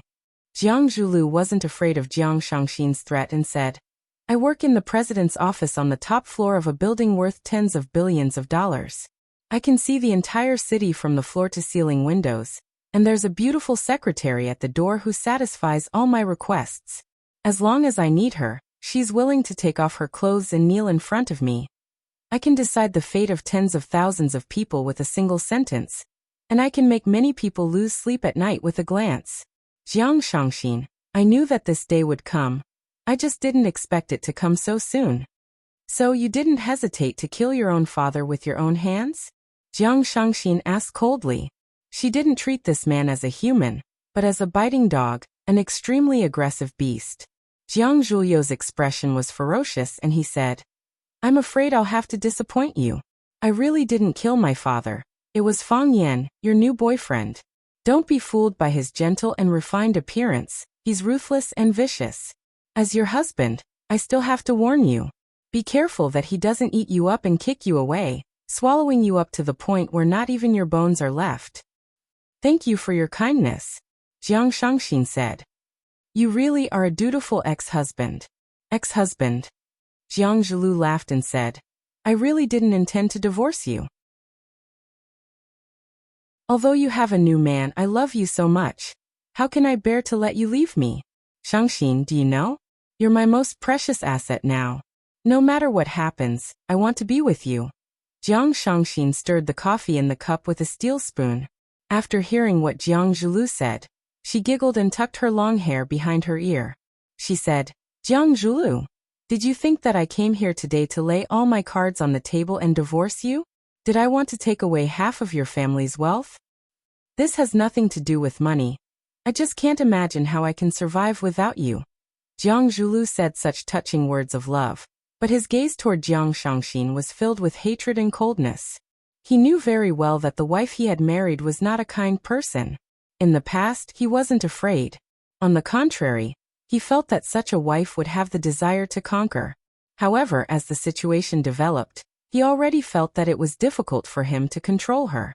The previous time when he sent her off at the airport, he had bitten one of her fingers. After that, she eloped with Fang Yan, which proved that she was clear about the situation she would face when she went to Paris. Now she was back to take revenge. If that's what you think, then you're underestimating me. Jiang Shangxin chuckled and said, We are husband and wife. All of your assets belong to us.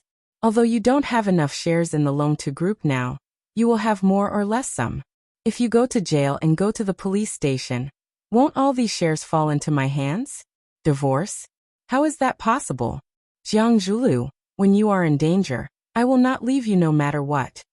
Jiang Shangxin stared at Jiang Zhulu fiercely, and her voice was filled with endless hatred.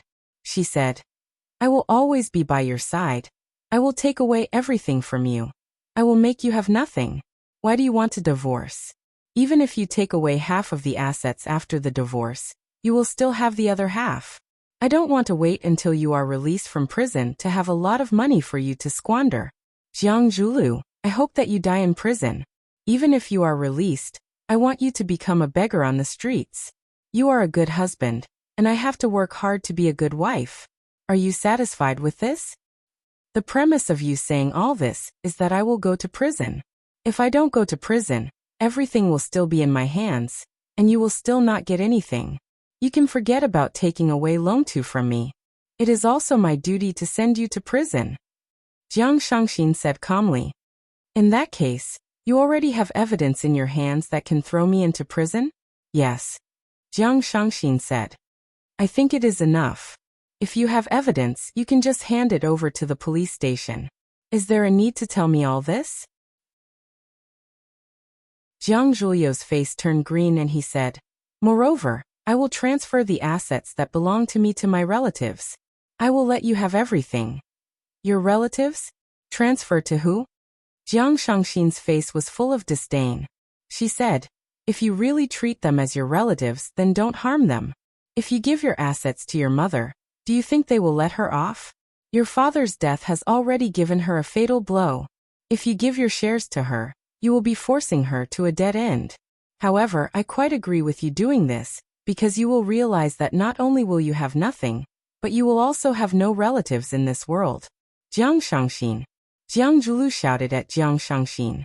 He pressed Shangxin's palm down and said, sit down quietly. I have already said that I am here to humiliate you. The angrier you are, the more I feel satisfied. The more I feel, the better I feel. Jiang Zhuliu's eyes were bloodshot with violence. He stared at Jiang Shangxin with a stern expression and said, you should know that I can make you disappear from this world directly. Tell me, if I push you down from this building and say that you jumped down yourself, do you think others will believe me?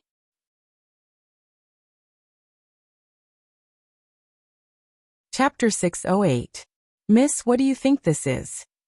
Fang Yingying held a dollar coin in his hand and asked with a smile. Sir, please come down from my desk. Lily looked at him coldly as if she was looking at an idiot. Don't be so stingy. I'm your boss's bodyguard, and you're your boss's secretary. They're a couple. We might be able to develop a relationship. But unfortunately, I already have a girl I like. So we can only be ordinary friends. Fang Yingying sat on Lily's desk and said with a cheeky smile. Lily rolled her eyes and said, Sir, please don't disturb my work. Otherwise, I'll call the security guards to kick you out. Have you considered the mood of your lady boss before you do this?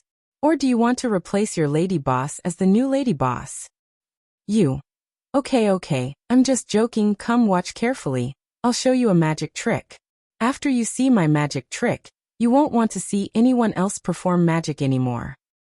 As Fang Yingying spoke, he suddenly threw the coin in his hand into the sky. Clank, he stretched out his hand and grabbed the coin. Now it's time to witness a miracle. Fang Yingying's hand that was holding the coin clenched into a fist. Lily's eyes couldn't help but be attracted to Fang Yingying's performance. Come blow on my fist. Fang Yingying brought his fist in front of Lily. Lily sneered and moved her head away from the fleshy fist. I'll do it myself. Fang Yingxiong leaned over and blew on his fist. Then he suddenly opened his fist. Dang, no. Lily also looked at Fang Yingying's fat palm in surprise. She clearly saw him holding the coin in his hand. How did this man really make the coin disappear? Strange. Where did the coin go? Fang Yingying said with a smile. He reached out to touch Lily's head. In my hair, said Lily. Although she hadn't seen any magic in real life, she had seen countless magic performances on TV, in movies, and at New Year's parties every year. She understood the tricks of those people. They could make pigeons out of hats, eggs out of people's hair, or even stranger things. Fang Yingying rubbed his hand over Lily's head, then opened his palm and said, No. Fang Yingying's hand brushed across Lily's neck, then he opened his palm and said, Still nothing. Fang Yingying's hand still wanted to touch Lily's chest, but Lily pushed it away and said, If you keep doing this, I'm going to call security. Don't you want to solve the mystery? Fang Yingying asked with a smile. Boring, Lily said disdainfully. This method of picking up girls was too outdated. Now it's time to witness a miracle. Fang Yingying pointed at his shoe and said, I didn't catch it just now, so the coin fell on my shoe. You didn't expect that, did you? Lily really wanted to beat this fatso to death. This was the most annoying fatso she'd ever seen. Am I right? After seeing my performance, do you not want to see other people perform magic anymore? Fang Yingying asked with a proud expression. You're right. Lily glared at Fang Yingying and said, I don't want to see magic anymore for the rest of my life.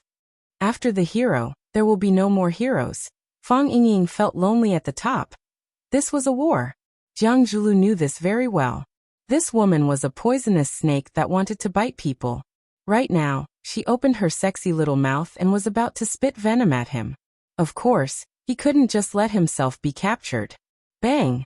Jiang Zhulu suddenly opened his palm in midair and said aloud, Your beautiful body will fall from this tall building and smash into pieces on the hard concrete floor. Someone screamed, and more people ran over to watch. The police will draw a circle with chalk along your body, and your mother will cry her heart out on top of your body. She just lost a family member, and soon, she'll lose another one. I feel very bad in my heart too. After all, you're my wife, the woman I love the most in my life, and I'm so familiar with your body. Jiang Zhulu. Jiang Shangxin gritted her teeth and said, "Why? You can't take it anymore? Didn't you say it before? You're here to humiliate me, so you have to be prepared to be humiliated." Jiang Shangxin thought for a while, and her beautiful eyebrows smoothed out again. She smiled and said, "The story is very interesting, and then? I'll tell them that we had an intense argument, and I'll also use the video of you being taken away by another man on the plane to tell them that you've cheated. I'll tell them that you forced me to divorce you. I wasn't willing to agree to it, so you threatened to jump off the building. In the end, the heel of my shoe became unstable, and I accidentally fell. Oh yes, Lily can also prove that everything I said is true. This is my territory, and you have to die however I want you to die. Everyone here is my people, and they have to say whatever I want them to say. My reputation will suffer a little, but who the hell cares about their reputation at this point in time?" Jiang Zhuliu's body slowly moved closer to Jiang Shangxin. He looked at her with a gentle gaze and said, "Shangxin, why do you have to do this? 100 years of hard work, and 1,000 years of hard work, we can sleep together. We're a married couple, so why do we have to go this far? We did have some conflicts in the past, but they were all caused by Jiang Junling. You know that second young master is a little extreme, and he will definitely get what he wants. No one can resist him. But it won't happen in the future because he suddenly disappeared, as if he had never been to Huaqing. Let's just treat the past as an unpleasant dream, okay? I just spoke to young Master Juanxing on the phone, and he hopes that I can give him some support. Young Master Juanxing has a gentler personality, and I believe that he will treat us well and support us. The Jiang family will rise again and Longtu will prosper once again. Shangxin, you will still be respected by the world and envied by all women. Let's start over, okay?" Shangxin giggled so hard that the coffee in the coffee cup splashed out. Shangxin giggled so hard that her entire body trembled. She placed the coffee cup on the coffee table in front of her, smiled, and said, "Jiang Zhulu, I have to say that you are indeed a talent. A shameless person is invincible. Jiang Junling just left and you're already cozying up to young Master Juanxing? How much do you want to make life difficult for the Jiang family?" Jiang Zhulu chuckled and said, "I can't help it, the Jiang family has the thickest thighs. If I send you to prison, it will be considered as getting rid of a scourge for the Jiang family." Jiang Shangxin smiled and said, "Although I don't like the Jiang family." "I don't like the Jiang family either." Jiang Zhulu reached out to hold Jiang Shangxin's hand and said, "So, why don't we replace them with the Jiang family?" "Jiang Zhulu, how dare you say something like this? A soldier who doesn't want to be a general is not a good soldier. Everyone knows this, so why can't we say it out loud?" Jiang Zhulu smiled and said. Jiang Shangxin dodged Jiang Zhuliu's evil claws and slapped him on the face. Smack. "Don't touch me. I feel disgusted when I see a man like you." Jiang Zhulu ignored the purplish-red bruise on his face and grinned. "Didn't you specially rush over to see a disgusting man like me?" "No, I wanted to witness something." "What is it?" "Witness you being arrested by the police." Jiang Zhulu stared at Jiang Shangxin with a sharp gaze and said, "Did you bring the police here?" "Of course." Clang. The electronic door to the office was pushed open, and Fang Yingying walked in with a group of men in police uniforms. The secretary, Lily, followed behind them in a panic and explained to Jiang Zhulu anxiously, "Boss, they stole my access card." When Fang Yingying was performing magic for Lily, he had already taken the electronic card from her chest, which allowed her to enter Jiang Zhulio's office freely. It was also because of Fang Yingying's help that these police officers were able to stand at the entrance of Jiang Zhulio's office without any obstruction. Jiang Zhulu waved his hand and said, "It's okay." Jiang Zhulu stared at the police officers who were walking toward him and asked, "May I know what crime I have committed that requires all of you to come and arrest me?" The middle-aged police officer who was leading the team showed his identification to Jiang Zhulu and said in a deep voice, "I am Chen Aiyang, the the team leader of the crime squad. We suspect that you are involved in an intentional murder case. Please follow us back for investigation. While Chen Aiyang was speaking, the other policemen had already cleverly surrounded Jiang Zhulu. After all, the person they were facing was a murderer. This kind of person was extremely dangerous, and no one knew what kind of crazy things he would do. I want to see my lawyer, Jiang Zhulu said. He said to the secretary Lily, call lawyer Zhang. No, get the entire legal team of the company here.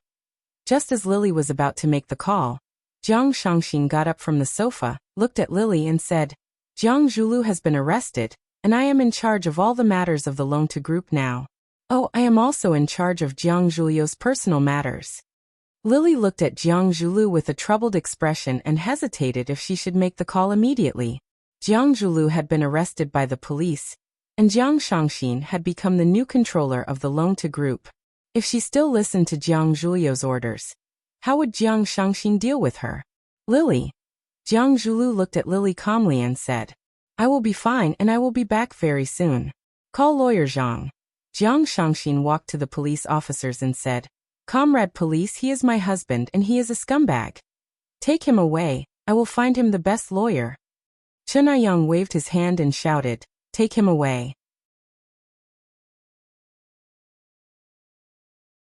Chapter 609. Jiang Shangxin was indeed not here to divorce Jiang Zhulu. It would be too easy for him to do so now. As his wife, Jiang Shangxin had a lot of power to make decisions when Jiang Zhulu was a suspect. For example, she could ask the police to take Jiang Zhulu away, decide when to let the company's lawyer intervene, and even decide whether the lawyer would plead for Jiang Zhulu's innocence or guilt. Obviously, Jiang Zhulu realized that he was in a very dangerous situation. Jiang Shangxin, you be *tch. Jiang Zhulu scolded. You're setting me up. I did not do anything, I was framed. Jiang Shangxin looked at the team leader of the crime squad, Chen Aiyang, and said, From now on, can everything he says be used as evidence in court? Logically speaking, yes. Chen Aiyang nodded.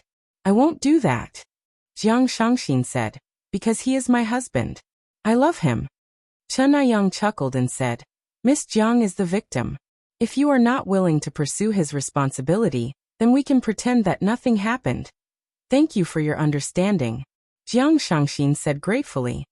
Then I will have to trouble you. Help me take good care of my husband, and don't torture him. He has never suffered in his life. You are too polite. We will take good care of him. Chen Aiyang waved his hand and Jiang Zhulu was taken away by a group of police officers. Jiang Shangxin, you be *tch. You will regret it if you dare to plot against me. Lily, call lawyer Zhang. Jiang Zhulu shouted at the top of his lungs, but his voice was getting further and further away. When the office door was closed again, his voice had completely disappeared. Jiang Shangxin was not only here to witness the moment when Jiang Zhulu was taken away by the police. She also wanted to take control of the Longtu group after Jiang Zhulu was taken away, so that there would not be any internal chaos in the Longtu group. This would give people with ulterior motives an opportunity to take advantage of.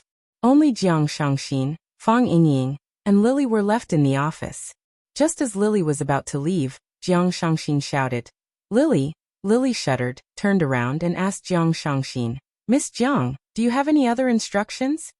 He sat Shangxin down on Jiang Zhulu's swivel chair and leaned back slightly. Looking up at Lily, who was sitting cautiously in front of him, he said, Let's have a chat. Lily became even more nervous and said, Miss Jiang, what do you want to talk about? I don't know anything. I'm just Mr. Jiang's secretary. I don't know what he did. Lily, do you remember what I said just now? You understand me better than any man, so I'm happy to let you continue to be the secretary of the chairman. Lily looked at Jiang Shangxin in shock and asked, Miss Jiang, is this true? Yes, that's what I think, Jiang Shangxin said. However, there's still a small barrier in my heart. I feel a little uncomfortable. Jiang Zhulu is my man, my husband. It's natural for me to have sex with my man, and you've also had sex with my man, Sister Jiang Shang. Lily's beautiful face lost all color and said, Do you want to say that you didn't? I'm not. You didn't do it willingly? Miss Jiang, I'm wrong. Lily was at a loss for words. Being able to become Jiang Zhuliu's secretary, she was naturally the best choice in terms of capability. However, when facing an opponent like Jiang Shangxin, she was obviously not as capable as she wished. Jiang Shangxin waved her hand and said, "What's done is done. Since it has already happened, we can only face it bravely. Who asked us women to be born in a weaker position? The cracks have already appeared, and I'm willing to do some things to make up for it. In that case, what kind of effort are you willing to put in?" Lily clenched her teeth. After hesitating for a while, she said, "I have a name list here. It's a list of the higher-ups in Longta Group who are usually close to Mr. Jiang." Jiang Shangxin nodded her head in satisfaction and said, "Lily, go and pour me another cup of coffee. The workload today is a little heavy." "Yes, Miss Jiang," Lily replied and walked out quickly to execute Jiang Shangxin's orders. From this moment onwards, she had changed her identity to become Jiang Shangxin's female secretary. Jiang Shangxin then shifted her gaze to Fang Yingying's face and said, "Hero." Fang Yingying was shocked and said, "Miss Jiang, I have never slept with your husband. I don't like men. Furthermore, I already have a woman I like. She's a beautiful police officer. I'm currently launching a fierce attack on her."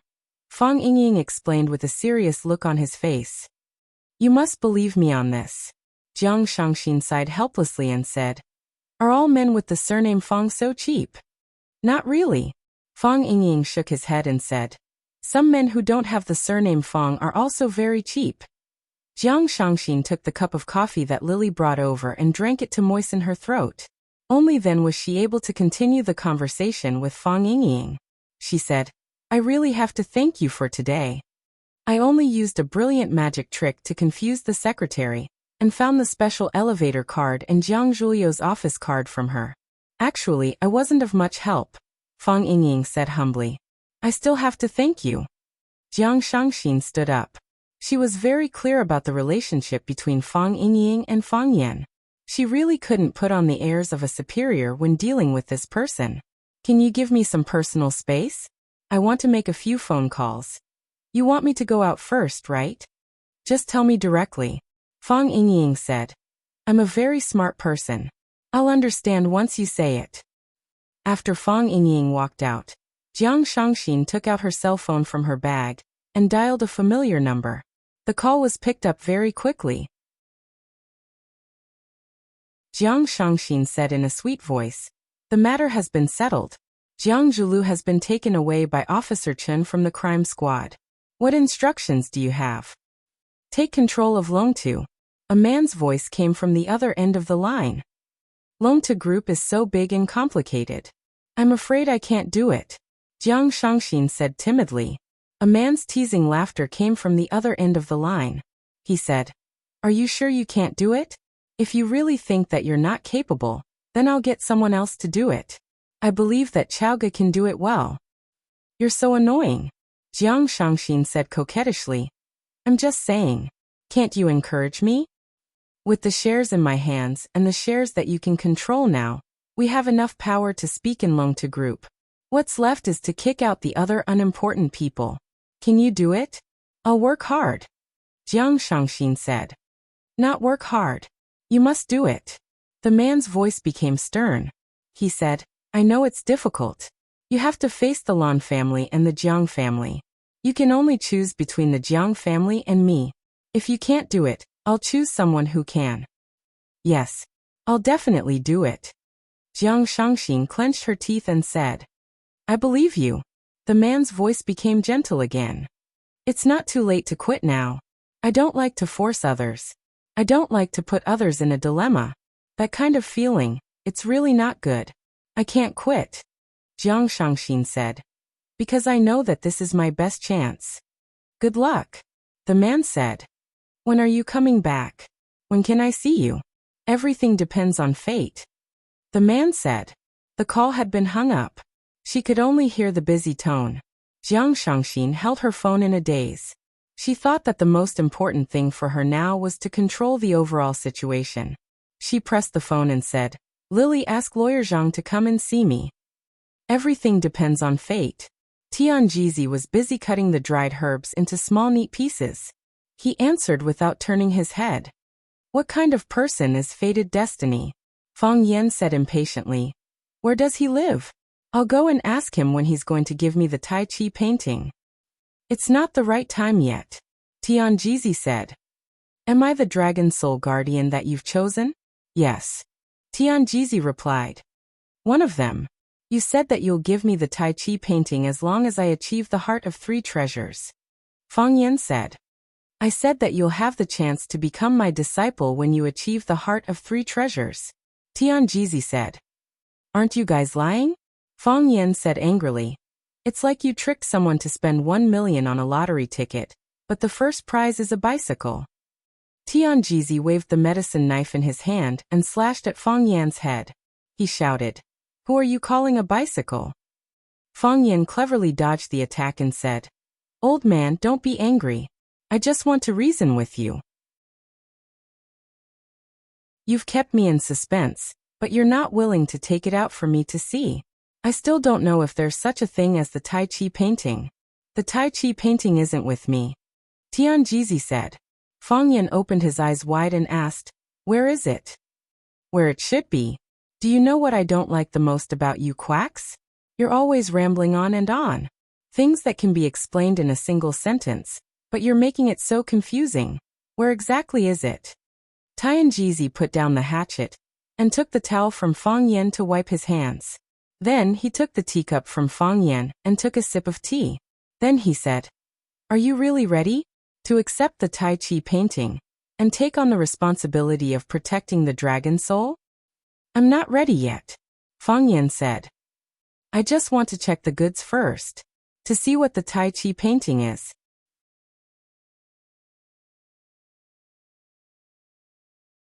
Chapter 6:10. Fang Yan was not despicable. He felt that he was just too smart. Here was a very simple example. If there was an item priced at 1 million, as long as you brought 1 million, you might be able to own this item. In that case, wouldn't you first have to look at the magic of this item before you would have the motivation to desperately earn that 1 million? Another simpler example. If there was a girl, you had to treat her well for the rest of your life. Then, you had to know and understand this girl first before you were willing to entrust your life to her. First a blind date, then a marriage. That was the right thing to do. How could there be people who didn't even see a girl's face or touch her hand? Yet they wanted someone to take responsibility first. What kind of behavior was that? That was an arranged marriage in a feudal society. That was an immoral act of restricting personal freedom. First let me see what the Tai Chi diagram looks like and what's so magical about it. Only then will I be willing to fulfill the responsibility of protecting the dragon soul. Although I still don't know what the dragon soul is, and why we need to protect it. As Fang Yan spoke, he stared unblinkingly at Tianjizi's body. As soon as he felt something was wrong, he would turn around and run for his life. If you just throw me a black and white Tai Chi diagram that can be bought for 10 yuan on the street, and then say that the responsibility of protecting the dragon soul will be handed over to me. What's the difference between you and those swindlers who sell martial arts manuals on the street and throw a copy of the Buddha's palm to those swindlers who say that the responsibility of protecting the peace of the universe will be handed over to them? Master, times have changed. There are fewer swindlers. We have to find a way to improve the professional level of swindlers. If not, why don't you go back to the headquarters and study? This time, Tianjizi was not angry. Holding the teacup, he carefully tasted the exquisite ambergris and said, Speaking of which, it makes sense. Then you mean that I can look at the Tai Chi diagram first? No, Tianjizi said. Although what you said is very reasonable, but the Tai Chi diagram has been passed down for thousands of years, and there has never been a candidate as difficult as you. Everyone who is selected will regard it as their greatest honor. They will try their best to complete the test and become the final winner of the Tai Chi diagram. This rule has never changed, and it will not change for anyone in the future. You know it's a bad habit, but you still insist on it? Fang Yan said helplessly. There's no right or wrong, it's just a matter of personal choice. If you think it's worth it, then give it your all. If you think it's not worth it, then don't look at it, Tianjizi said. If anyone could go there and take a look, what mystery would there be in the Tai Chi diagram? When I get my hands on this Tai Chi painting, I'll make 1,000 copies of it. I'll give a copy to whoever has a good relationship with me. I'll also give a copy to whoever says I'm handsome. Tianjizi laughed out loud and said, "The premise is that you can obtain the Tai Chi diagram." The divine Jizi looked at Fang Yan and said, "After this period of recuperation, your body has more or less recovered. As long as you don't use too much strength, there won't be too much danger. But you still haven't left the mountain. Why is that?" Fang Yan looked at the setting sun on the top of the mountain in the distance and said softly, "What is righteousness? What is evil? What is love?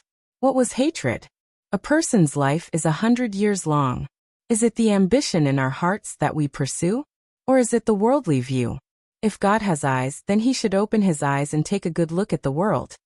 To see that there are so many despicable, shameless, and ruthless bad people in the world, and there are also good people like me who are pure, kind, and hold on to our ideals. The bad people should be sent to hell, and the good people should be allowed to enjoy the happiness of the world. Speak like a normal person." The divine Jizi had to stop this guy from expressing himself and praising himself.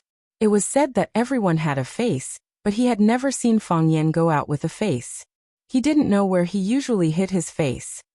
"I'm just thinking that everyone's time is very precious. You should give me the Tai Chi diagram as soon as possible to save time. You've been looking for it for so many years. Is there anyone more suitable than me?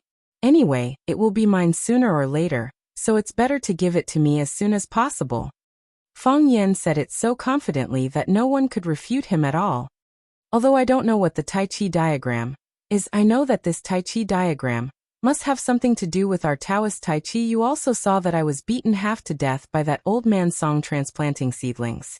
If I had understood the Tai Chi diagram earlier, I could have taken my revenge earlier. The Tai Chi diagram is a great treasure in the world. It doesn't belong to one person, but to everyone in the world. Moreover, the owner of the Tai Chi diagram must not be selfish and must not seek personal revenge." Fang Yan sneered and said, "Bullshit, don't be selfish, don't seek personal revenge. Everyone has 7 emotions and 6 desires. Who doesn't have selfishness? Who doesn't seek personal revenge? I have a big grudge with that scum Jiang Junling, and I will not rest until that old dog Song Zanyang is dead. If you can't be selfish and seek personal revenge, you can give that thing to whoever you want. I don't want it anymore." With that, Fang Yan turned around and left. "Immeasurable Lord of Heaven." Tianjizi recited the name, his heart beating fast. The long-eyebrowed monk with a wooden fish in his hand came out of the inner room. Looking at Tianjizi's worried face, he laughed and said, "What do you think of this boy?" "Let's wait and see," Tianjizi said helplessly. "He is too evil, not a blessing for the Tai Chi diagram." "I think Fang Yan is not bad," the long-eyebrowed monk said with a smile. Tianjizi looked at the long-eyebrowed monk with a bitter smile and said, "Old monk, why do you have to oppose me? When I thought he was good, you thought he was not good, and said, 'Let's wait and see.' Now when I say he is not good, you jump out and say he is good. What on earth are you thinking? Whether it is Buddhism or Taoism, we are all monks. Monks pay attention to the emptiness of the 4 elements. Do not get involved in the world. Do not get involved in karma. But can we really do it? We eat firewood and rice, wear clothes of hundreds of families, and live in the best house on Mingchuan Mountain. How can we not get involved in the world? Do not get involved in karma?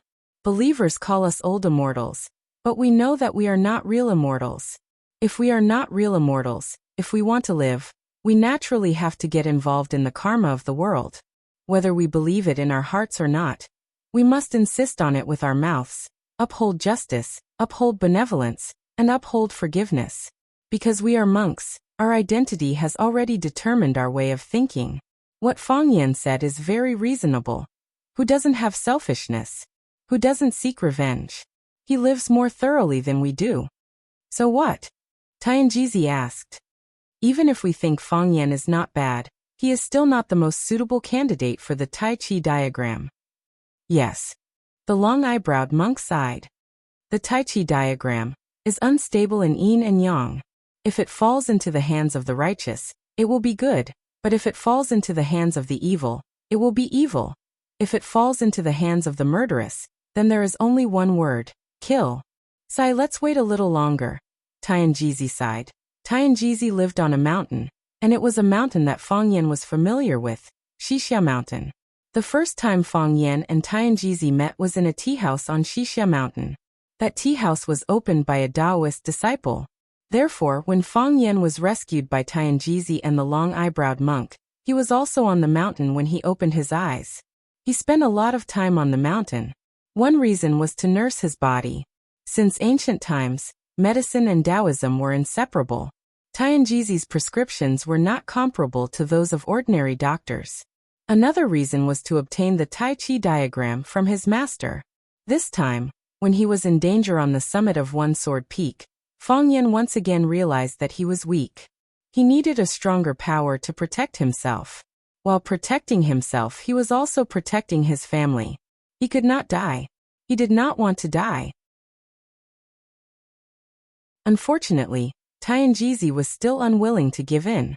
Fang Yan did not know what the criteria for the guardian dragon soul to obtain the Tai Chi diagram were, and Tianjizi and the long-eyebrowed monk had never mentioned it. Moreover, he felt that after the incident at One Sword Peak, he was getting further and further away from the Tai Chi diagram. Previously, Tianjizi and the long-eyebrowed monk had fooled him by saying that as long as he achieved the Heart of Three Treasures, he could get, the opportunity to become Tianjizi's disciple. But now they were not even willing to mention anything about the Tai Chi diagram in front of Fang Yan. It was just like how Fang Yan had nothing to do with it. Because of what? Was his body filled with evil energy? Was it filled with the desire for revenge? Now that Bai Xiu was dead, Fang Yan felt as though a huge rock had been lifted off his chest. In the past 3 years, the greatest physical and mental pressure on Fang Yan was to avenge his father. As long as he did not avenge his father, he would not be able to eat or sleep in peace. Bai Xiu's accidental exposure this time was a good thing for him. Finally, he thrust his sword, that fatal sword strike. Of course, just as the old enmity was gone, new enmity was born. This time, the target of Fang Yan's revenge was Jiang Junling, and even the entire family of generals behind Jiang Junling. Of course, Fang Yan was not as anxious as before, because the person Bai Xiu bullied was his father, and he could not tolerate others bullying his father without paying any price. And the person Jiang Junling bullied was himself. Fang Yan was a person who had very low standards for himself. The road down the mountain was long and far, and Fang Yan wanted to find a hotel to rent a car. As he walked along the road down the mountain, a black object suddenly fell in front of Fang Yan. Pa! There was a loud noise, as if something had been broken. If it was a person, they would have fallen half to death. Fang Yan looked at it carefully. It was really a person.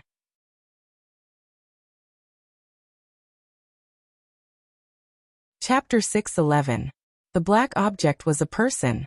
Its limbs were curled up like a poisonous snake with its tail coiled up. It was a woman. Her body was tied up by a strange method. Although there was no rope on her body could only curl into a ball and couldn't move. Her left hand was holding her right leg, and her right hand was hugging her waist. It looked like an extremely rare and difficult yoga pose. If the body didn't have a certain degree of flexibility, it would have probably twisted a person to death. Although she could not move her body, her eyes were still turning, her gaze filled with malice as she stared viciously at Do Yan standing in front of her. It looked like she could pounce and bite him at any time. Bang! A young man in gray sportswear jumped down from the hillside. He walked to Fang Yan but didn't say anything. He just stared at Fang Yan with his bloodshot brown eyes. Fang Yan grinned and explained with a bit of guilt. Something happened at the time. I was surrounded by a group of powerful people. I even called out your name. Unfortunately, you might have run into some trouble at the time. Later, I fainted from exhaustion and was saved. When I woke up, I was worried about your safety, but I didn't know where to find you. It's good to see that you're fine now. The Snake Lord looked at Fang Yan in surprise and said, You don't blame me? Blame you for what? Fang Yan asked in return. Aren't you afraid that I'll betray you? The Snake Lord stared at Fang Yan with a burning gaze.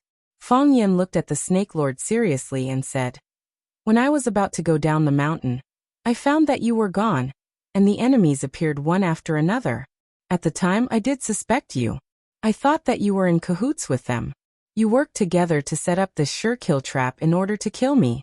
If I died, wouldn't you be able to get the snake's eye in my hands? You are a Snake Lord, so you naturally have your own pride. You don't want to be controlled by others, so you want to regain control of your own fate. This is very normal. Since you suspect me, have you ever thought of crushing my snake eye?" The Snake Lord asked. He and Fang Yan had known each other for many years. He was familiar with Fang Yan, and even understood Fang Yan. He knew that he wasn't a man who was stuck in a corner, and he wasn't a man who couldn't bear to be ruthless. If someone angered him, he would do something that person would regret for the rest of his life. "I've thought about it," Fang Yan answered honestly. "After I woke up, I did think about crushing your snake's eye. I even took it out and looked at it a few times. I have to say, your eyes don't look good, especially your eyes at this time." Seeing Snake Lord's increasingly confused eyes, Fang Yan said with a smile, "But what if I've wronged you? What if I'm wrong? You care about my life?" The Snake Lord's throat squirmed as he asked in disbelief. "I'm not a murderous demon.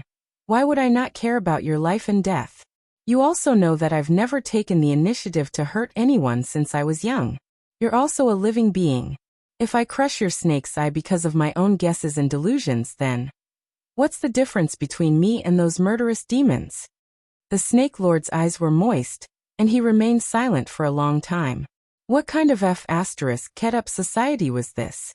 The sister he brought out from the orphanage, the sister he depended on for survival, the sister he didn't hesitate to become a slave for, the only family he had left in this world, the person he had been painstakingly searching for.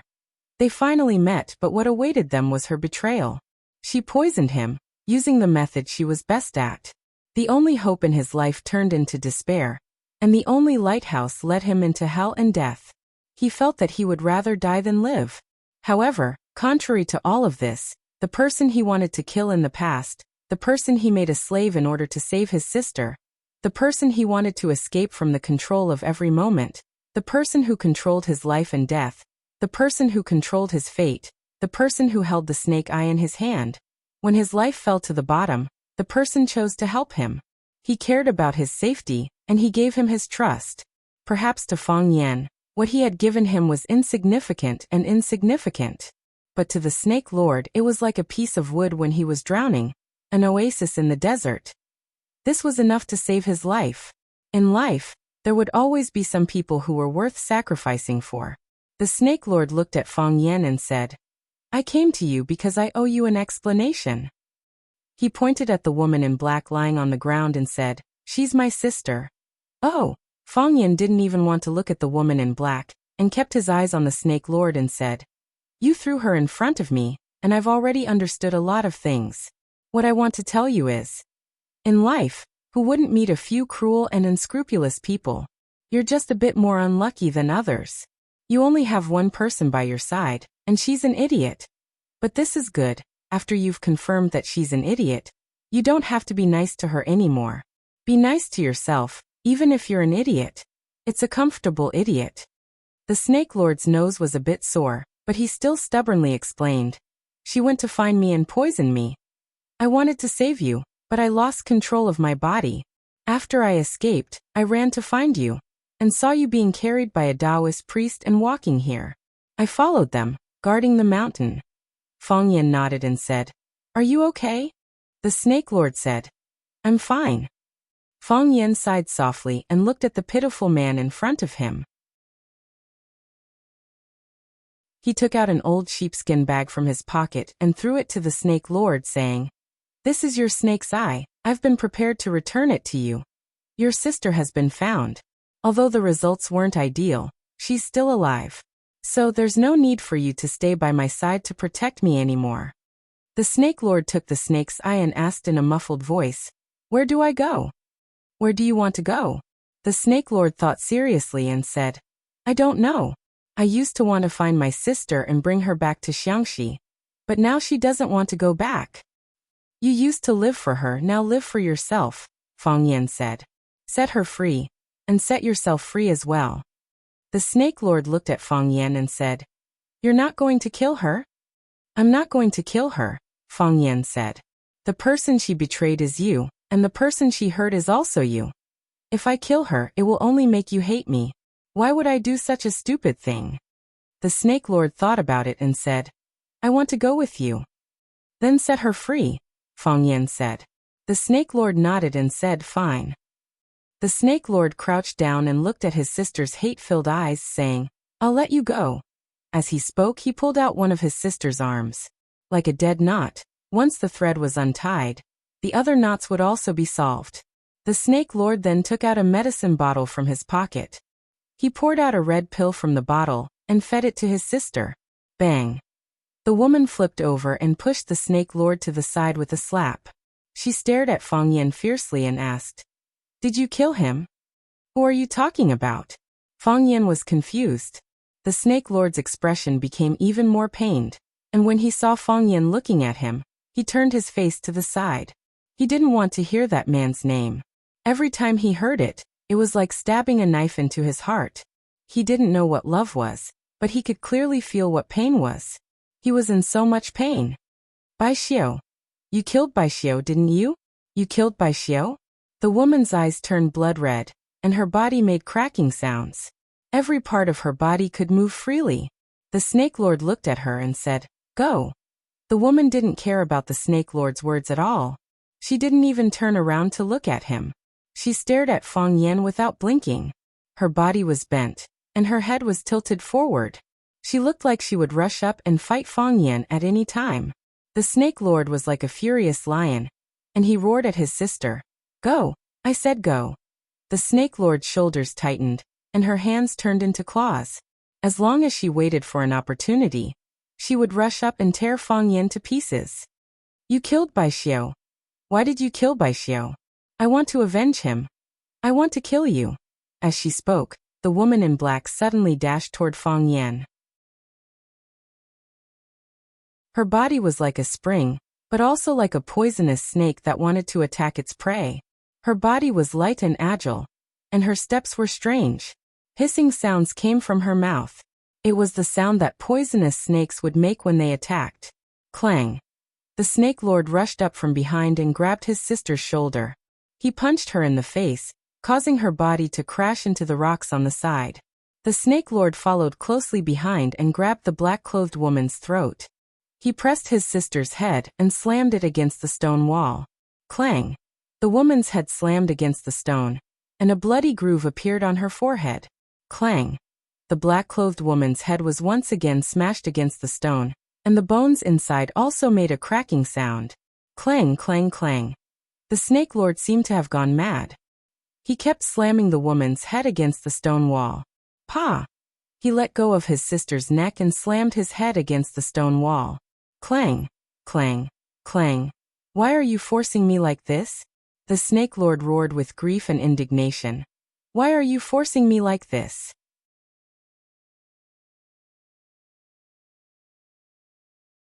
Chapter 6:12. Clang, clang, clang. The Snake Lord banged his head on the rock again and again.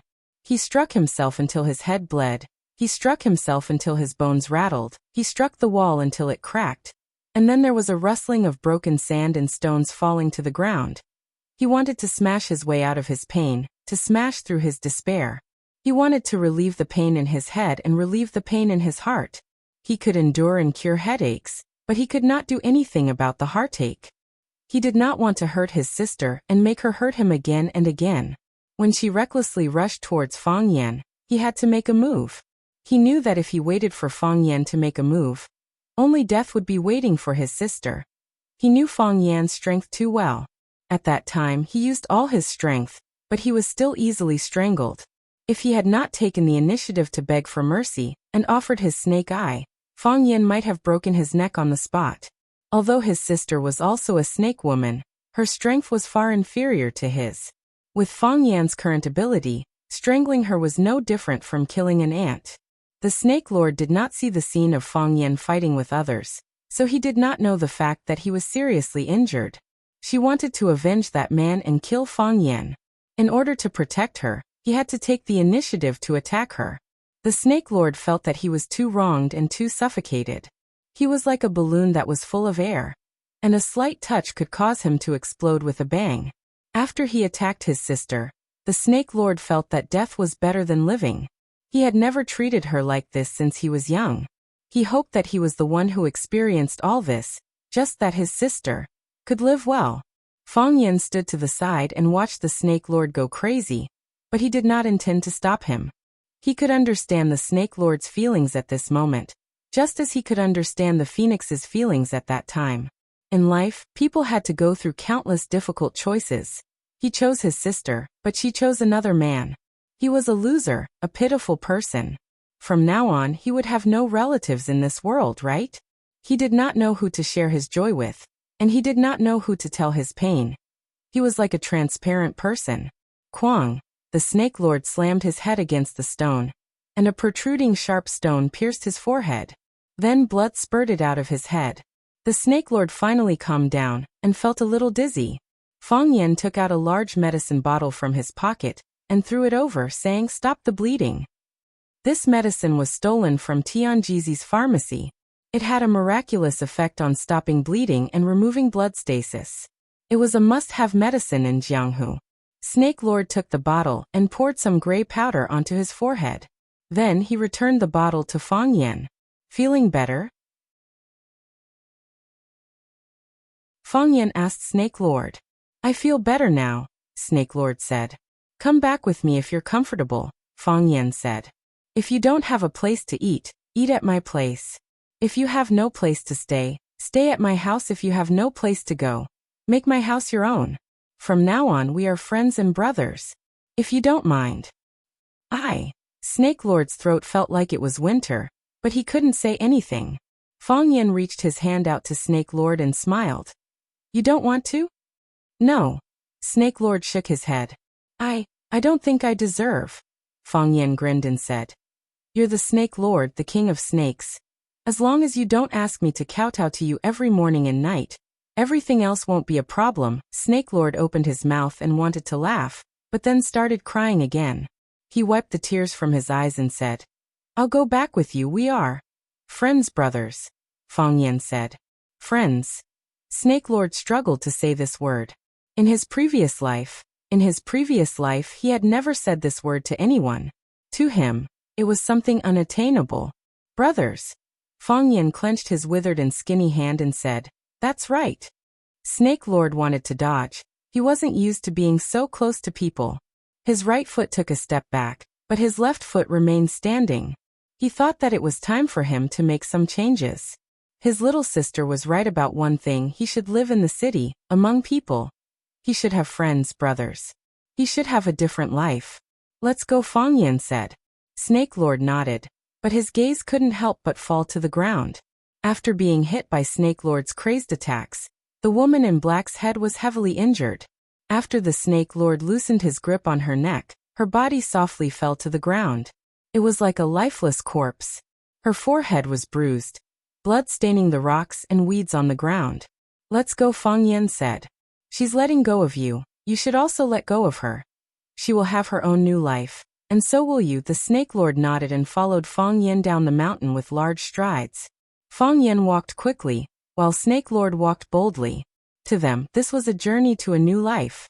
After walking for a few kilometers, Fang Yan suddenly realized a serious problem. "You're wrong," Fang Yan said. Snake Lord was stunned and asked, "What's wrong?" "We should rent a car down the mountain." In the interrogation room, Jiang Zhulu felt like his skin was about to be roasted by the strong light on his face. He couldn't turn his face away, let alone change his position. He was no longer one of the 4 young masters of Huaqing. He was a suspect who didn't receive any preferential treatment, but was rather taken care of. His lawyer hadn't arrived yet, and he guessed that Shangxin wouldn't send him a lawyer for a while. Furthermore, he didn't want Shangxin to send him a lawyer either, because those people weren't here to save him, but to give him a good kick when he was falling to hell. Their arrival would only speed up his arrival. He wanted to call his mother. The only person he could trust now was his mother. As long as his mother knew that something had happened to him, she would use her grandfather's connections to bail him out, or at least send a trustworthy team of lawyers. However, he couldn't even make a phone call. His reasonable request was rejected because they said that he might leak information to the outside world and destroy the evidence. What a joke. What exactly did he do? Jiang Zhuliu's eyes were drowsy, and he was extremely exhausted after a day and night of torment. Jiang Zhuliu, wake up. Chen Aiyang held a large cup of coffee and stared at Jiang Zhuliu's every move. Every time he saw that Jiang Zhuliu was about to close his eyes, he would suddenly yell angrily. Jiang Zhuliu had been pulled back to reality from his slumber countless times. I know what you want to do.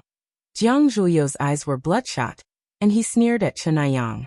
You want to use the interrogation method of fatigue to force me to submit, and you want me to confess when I can't take it anymore. I know that this method is very effective, but you used the wrong person. I haven't done anything illegal, so I don't have anything to confess to.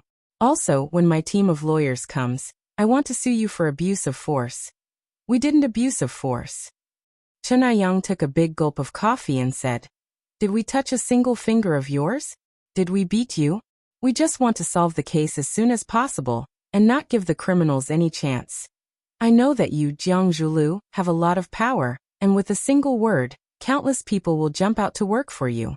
But we won't let the bad guys escape from the law. You said that I killed someone, that I have something to do with Jiang Fengxing's death. Jiang Zhuliu's body was trembling as he spoke. He really didn't have any strength left, and all the energy in his body had been sucked out. If he fell asleep while speaking, it wouldn't be strange at all. What evidence do you have? Don't you know that Jiang Fengxing is my father-in-law, my wife's father? And my father has mysteriously disappeared, and he might have been killed.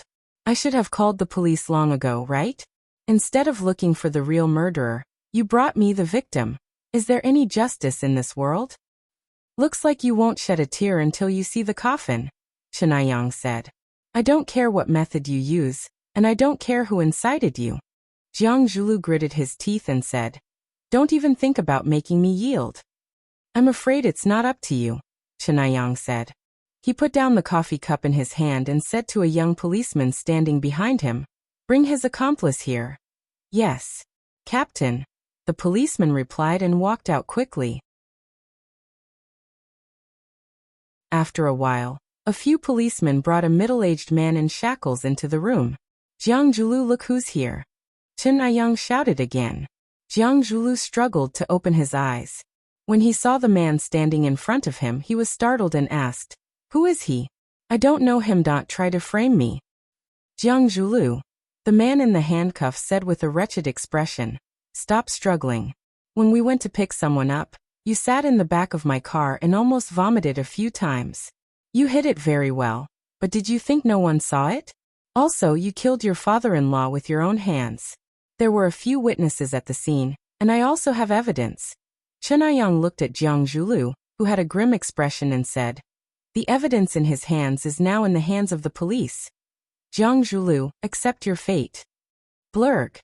Jiang Zhuliu suddenly started to vomit like crazy, vomiting until his heart and lungs were torn apart.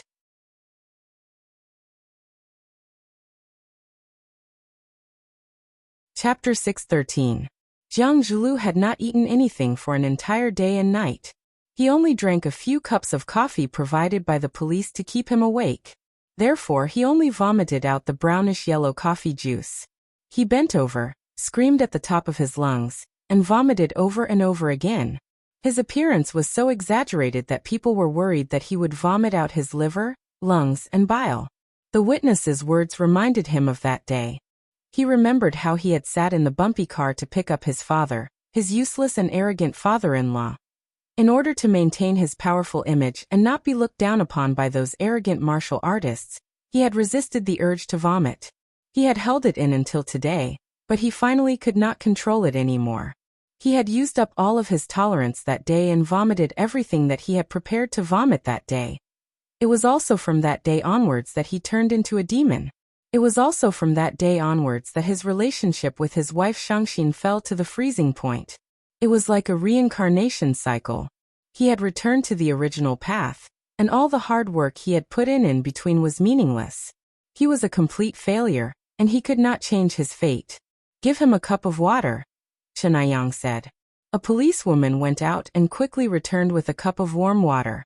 Chen Aiyang placed the cup in front of Jiang Zhulu and said, "Rinse your mouth with water."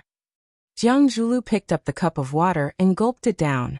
Then he placed the cup on the table and said, "I don't know him and I don't know what he is saying."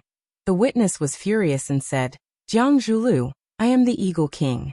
I am the driver who sent you to pick someone up that day. Do you remember who I am now?" "No, I don't know who you are," Jiang Zhulu denied. It was impossible for him to admit that he knew this man, even though he had recognized him at first sight. He looked at Chen Aiyang with a sharp and sensitive gaze and said, "Take him away, I don't know him, and I don't know what he is saying." "Jiang Zhulu, you are really stubborn. Do you think that you can just deny it? You definitely don't know that I'm equipped with the most advanced fly-eye electronic camera, right? Originally, I recorded the scene of you killing people to report to others, but I didn't expect to use it on you." Jiang Zhulu struggled to charge at the Eagle King. Just as his body moved, two strong men pounced on him and pinned him to the chair. "Cuff him," Chen Aiyang said. Ka-cha, with a crisp sound, a steel shackle appeared on Jiang Zhulu's wrist. "You bastard." Jiang Zhulu gritted his teeth and roared. He didn't expect to be destroyed by his own people. This was a betrayal to him. The Eagle King looked at him coldly and said, "If we were outside, I would have blown your head off with a single shot. In my eyes, you are just a pitiful ant." As if someone had poured a bucket of ice water on his head, Jiang Zhulu instantly became quiet. Since when did these thugs, who only had brute force, start to look down on him? When did this start? Remember, he was one of the 4 prodigies of Huaqing who was envied by countless people. How did he end up in such dire straits? Jiang Zhulu felt a wave of sadness in his heart. His vision darkened and he fainted. He felt his body sinking. It was a black hole that could swallow everything. Pa pa pa.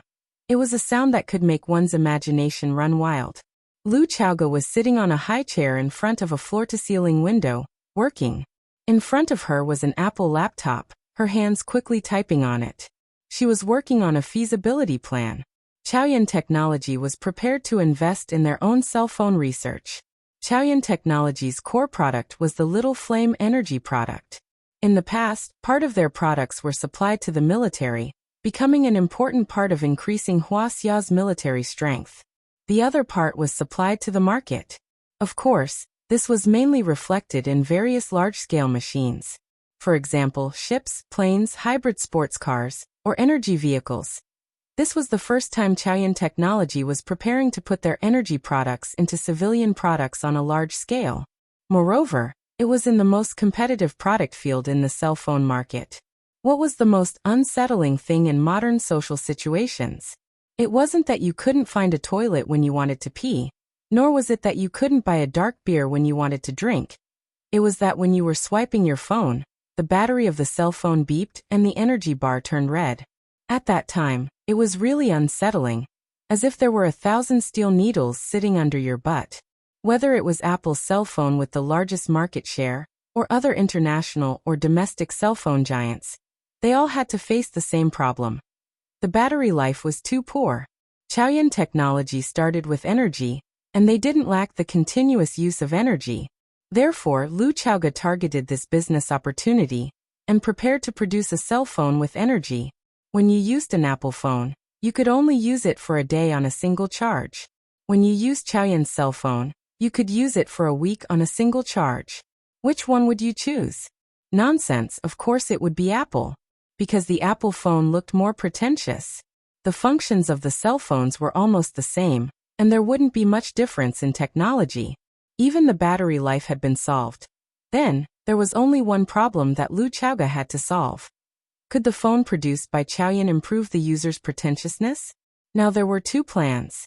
One was for Chaoyan to make his own cell phone, and start all over again from the model to the internal configuration. The other plan was to acquire a second-rate cell phone company that already existed. He only needed to improve the quality of the hardware and software, and install Chaoyan's energy battery. Lu Chaoga was busy with her work when she saw the gate of the courtyard open. Then she saw Fang Yan, the little man she hadn't seen for a while. Lu Xiaoga stopped what he was doing and walked outside. Fang Yan came back with Snake Lord. Seeing Lu Xiaoga waiting at the door, Fang Yan said with a smile, "I haven't heard your cooking for a long time. I miss it." Lu Xiaoga nodded and said, "Are you hungry? I'll cook a bowl of noodles for you." Fang Yan shook his head and said, "I've already eaten before I came back." He pointed to Snake Lord, who was standing behind him and didn't dare to come forward, and said, "His name is Fang Wen, and he's my friend." Fang Wen was the name Fang Yan had just given to Snake Lord. He wanted him to understand the principle of giving up something to gain. The reason why his surname was Fang was that Snake Lord wanted to cut off the past and separate himself from everything in the past. Therefore, Fang Yan asked him to follow his surname. Snake Lord himself was also very happy. Fang Wen said that he liked the name very much. "Hello." Lu Xiaoga took the initiative to reach out to Snake Lord. Snake Lord hid his hand behind his back, not daring to shake hands with Lu Xiaoga. In the past, when he still thought of himself as Snake Lord, he was careless, bloodthirsty, and didn't care about anything. But now it was different. He hoped to become friends with Fang Yan and become brothers. He hoped to become a family with Fang Yan's family, so he began to be afraid. He knew what his hand looked like. It was like a layer of snakeskin, and it was prickly to the touch. He was like a monster in a normal society, like a poisonous snake that could walk normally. He was afraid that he would scare Lu Xiaoga, and he was afraid that he would ruin everything he had just obtained. It wasn't easy for him to obtain it, so he cherished it very much. His only family member in the world had betrayed him, and now he had very little. Fang Yan looked at him with a smile and said, "Fang Wen, a lady took the initiative to extend her hand to you. You must shake hands with her to be a polite gentleman dash." Gentleman dash. Snake Lord chewed on this strange name. He was a snake, and he lived with poisonous snakes and beasts all day long. No one had ever taught him to be a gentleman. Even his dead master had never said such a word to him. No one thought that he could be a gentleman. "Try it," Fang Yan said with a smile. "Beautiful women like gentlemen." Lu Xiaoga was quick-witted. She knew what kind of person he was when she saw Snake Lord's hiding eyes and his hand hidden in his sleeve. She took the initiative to take a step toward Snake Lord, and once again reached out her snow-white, slender hand, and said, "Hello, I'm Lu Xiaoga, nice to meet you dash." The Snake Lord gulped a few times before he carefully took out his hand from his sleeve. He shook Lu Xiaoga's little hand and said, "I'm Fang Shida. I'm very happy. I'm also very happy to see you." Lu Xiaoga smiled and said, "Fang Yan's friend is also my friend. If you need any help, just tell me." "Okay. I don't need any help." Snake Lord stammered. It was the first time he held such a beautiful woman's hand. The first time he was so close to a goddess, and the first time he smelled something so good. What was that smell? Was it perfume? Or was it a woman's natural body fragrance?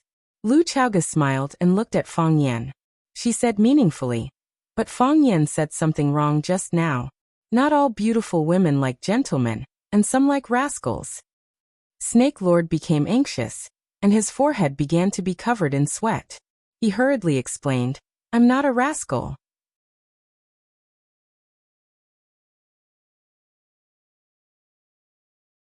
Chapter 6:14. A man in love has zero IQ. The Snake King fell in love again, but this time the object of his love was Fang Yan. He knew that he was strange, and he also knew that he was not very sociable. He was like a lone wolf, no, a lone snake walking in the crowd, but it was difficult to blend in with the crowd. He rarely looked at himself in the mirror, but in his heart, he knew that he was definitely not the type of handsome man that women would like, nor was he a man with a six-pack. If a man with no looks, no height, no penis, and no ability to live a good life wanted to win the favor of women, then he could only spend money. However, the Snake King did not have money. No one wanted to look at the Snake King's sharp triangular eyes, and no one wanted to look at his pitted face for a few minutes. Everyone's first reaction when they saw him was to quickly look away. He was a monster in people's eyes. Who would like a snake man? Fang Yan did not despise him, and took him in when he was in the most pain and despair. Lu Chaoge did not despise him either. Such a beautiful woman was like a fairy. When she looked at him, her expression was gentle, and her smile was without a trace of hypocrisy. The Snake King liked this family, and he really wanted to integrate into it. Although he knew that it was a big wish, he really hoped that he could become a person that people liked. At least, he didn't want to be a person that people hated when they saw him. Just like how he once hoped that the orphanage's director, Fatso, would like him. Therefore, after Lu Xiaoge specifically explained that some beautiful women liked hooligans, his body tensed up for no reason, and his heart was also hanging high up in his throat. I'm not a gangster. He hoped that Lu Xiaoge could see him as a good person. At least he was willing to be a good person in their hearts. Lu Xiaoge was stunned for a moment, and then she laughed. Lu Xiaoge looked at the Snake King and said, I know you're not a gangster. How can you be a gangster? You can't even tell that a real gangster is a gangster. After thinking about it, Lu Xiaoge explained, I'm just kidding. Don't think too much. Because it was the first time she met the Snake King, she was not very clear about his character, but she would get to know him slowly. He tried not to touch anything that would cause him pain. Thank you. The Snake Lord blushed. Was he thinking too much? Wasn't it annoying to think too much? Then shouldn't he think less? The poor Snake King had turned into a man who was at a loss for what to do with himself. Fang Yan was a generous and stingy man. He generously introduced Lu Xiaoge to the Snake Lord and smiled as they shook hands. However, when he saw that the Snake Lord had forgotten to let go of Lu Xiaoge's hand, he immediately became petty again. Fang Yan patted the Snake Lord's shoulder and said, As a qualified gentleman, you shouldn't shake hands with a lady for more than a minute, 30 seconds at most. The shorter, the better. Snake Lord was so scared that his body trembled. He quickly threw Lu Xiaoge's hand away as if he was grabbing a stove. Fang Yan nodded with satisfaction. He looked at the Snake Lord and praised, You already have the character of a gentleman. The Snake Lord had a simple and honest smile on his face. He was very happy that he could become a qualified gentleman. Fang Yan looked at Lu Xiaoge and said, Fang Wen's situation is a bit special. I want him to live with us for a while. Okay, Lu Xiaoge said. I'll have someone clean up the room. Fang Yan grabbed Lu Xiaoge's wrist and said, How about I buy another house in Huaqing? After the heroes and warriors came over, Fang Yan had made such a suggestion. Fang Yan was going to buy another house in Huaqing. He could take Fang Yingying and Fang Haohen to live outside, because he felt that there were more and more people living in this villa now. It was already becoming overcrowded. Now there was the Snake Lord, and he had to specially prepare a room for him. How about letting him squeeze in with Fang Haohen? In any case, one of them was as thin as a telephone pole, and the other was as short as a sapling. Neither of them was a waste of space. However, Fang Yan quickly rejected this idea. With Fang Haohen's cheap personality and vicious mouth, he would definitely make the Snake Lord suffer a fate worse than death. If the Snake Lord released his snakes and poisoned him to death, it was also very likely that it would happen. Fang Yan couldn't understand. He taught them fairness, justice, courage, and never giving in. How did they all grow up to be like this? Could it be that he was not a qualified teacher? Lu Xiaoge was silent. She just looked at Fang Yan with pleading eyes. She didn't want Fang Yan to leave. She wasn't willing in the past, and she wasn't willing now. If Fang Yan left, Fang Yingying and Fang Haohen would also leave. The Snake Lord who came today would also leave. In that case, she would return to her previous life. She liked the feeling of living with Fang Yan very much.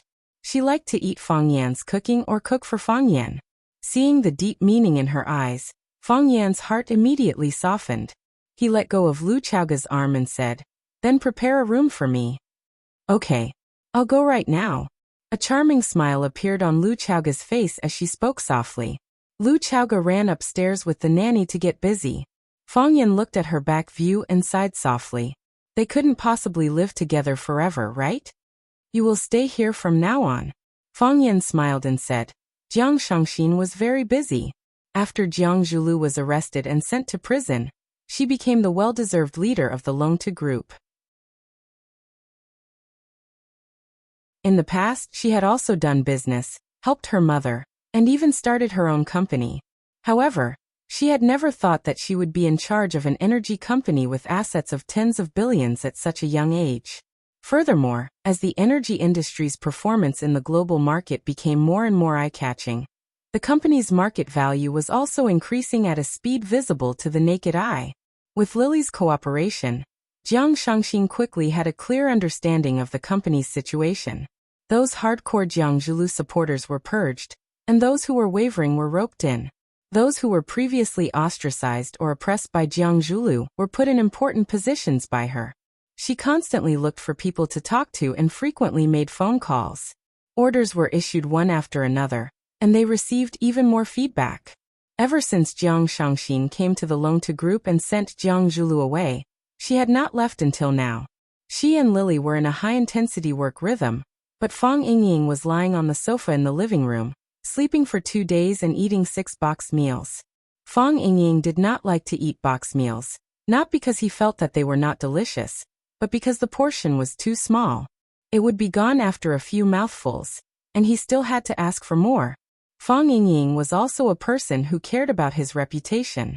When he opened his mouth to ask for 4 box meals, his face would also burn up. "Chairman Wang, thank you for your hard work," Jiang Shangxin said with a smile. "This is what I should do." Wang Ming, the assistant chairman of the finance department, bowed slightly to Jiang Shangxin and replied with a smile. After the guests left, Jiang Shangxin lay on the sofa in the office, exhausted. At this point, she did not even want to move a finger. Lily pushed the door open and asked Jiang Shangxin, "Miss Jiang, Chairman Jiang, do you want to eat anything?" "No need." Jiang Shangxin waved her hand. "Get someone to send me a bottle of champagne and a box of strawberries." "All right, Chairman Jiang." Lily turned around and left. When Jiang Shangxin closed her eyes and was about to take a nap, the tall wooden door of the office was pushed open again.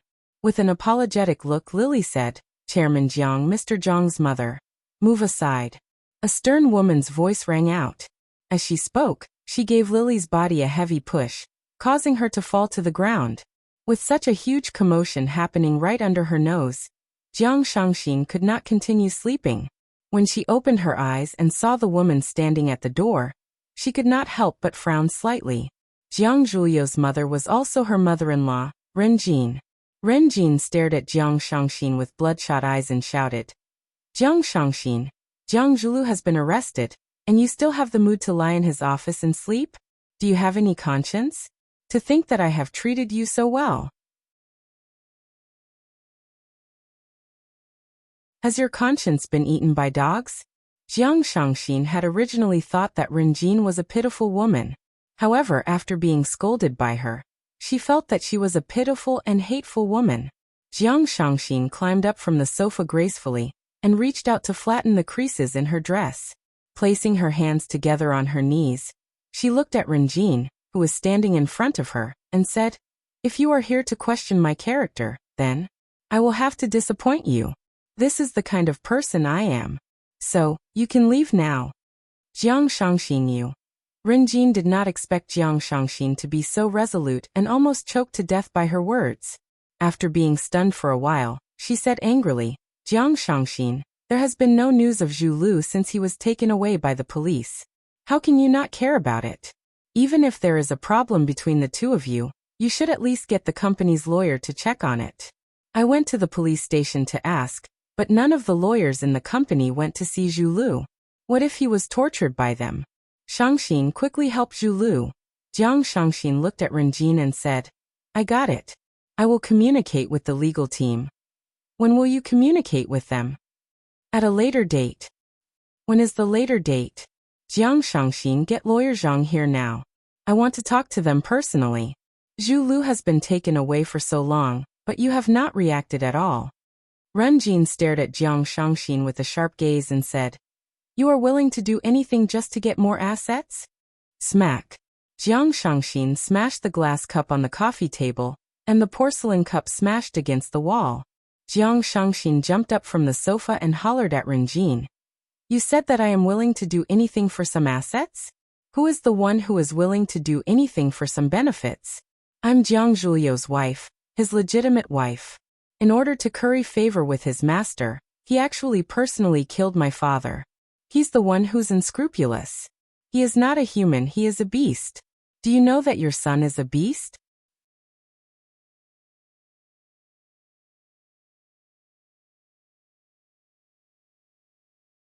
Chapter 6:15. The relationship between a mother-in-law and daughter-in-law was a difficult problem in the world. Rin Jin's attitude towards Lu Chaoge was one of concern and suppression.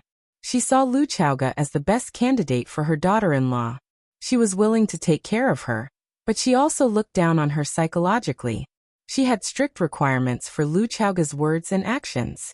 In her eyes, Lu Chaoge was an orphan. She was a child who was adopted by them. Other than them, she had nothing. Rin Jin's attitude towards Jiang Shangxin was one of love and flattery. Jiang Shangxin was not an orphan.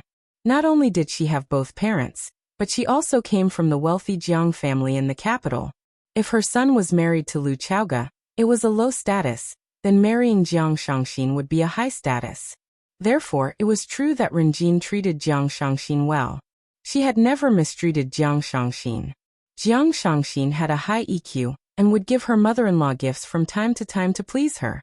As a result, the mother-in-law and daughter-in-law got along well. Rin Jin was shocked by the glass cup that Jiang Shangxin threw. She did not expect her daughter-in-law, who had always been polite, smart and elegant, to do such a crazy thing. She thought that the glass cup would be thrown at her face. She only relaxed a little when the cup went past her head and smashed against the wall. She stood motionless for a moment, and then, like a bull enraged by red silk, or a firecracker that had been set ablaze, she broke into a rage. Jiang Shangxin, are you crazy? Do you know what you are doing? Is this how your parents taught you to be a person? Rin Jin slapped Jiang Shangxin's face. She tilted Shangxin's head to the side and dodged this fierce attack. How dare you throw a glass at me? You just sent my son to prison. And now you want to throw a glass at me? Then you can take away all the assets of the Jiang family? Jiang Shangxin, let me tell you, it is not that easy. Rin Jin raised her hand and slapped the other side of Jiang Shangxin's face. Enraged by Rin Jin's behavior, Shangxin slapped Rin Jin's arm to the side. Jiang Shangxin was young and powerful. How could Rin Jin be her match? Rin Jin, who usually lived like a prince, was slapped on the wrist. As his body fell backward, he lost his balance in his high heels and fell to the floor with a crack. This time, Rin Jin truly felt pain from the fall. The grief and indignation in her heart, as well as the endless grievances, suddenly exploded.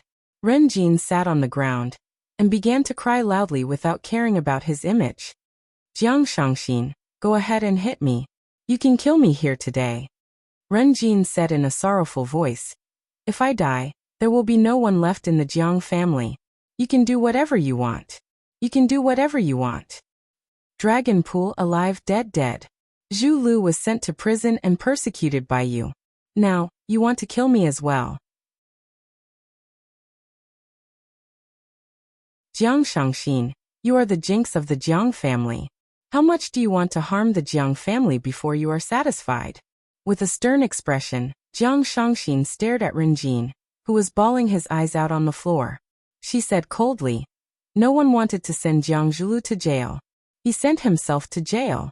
He has done so many evil deeds, and they will be dug out one by one. Just wait and see. Very soon, you will know how many disgusting things your precious son has stained his hands.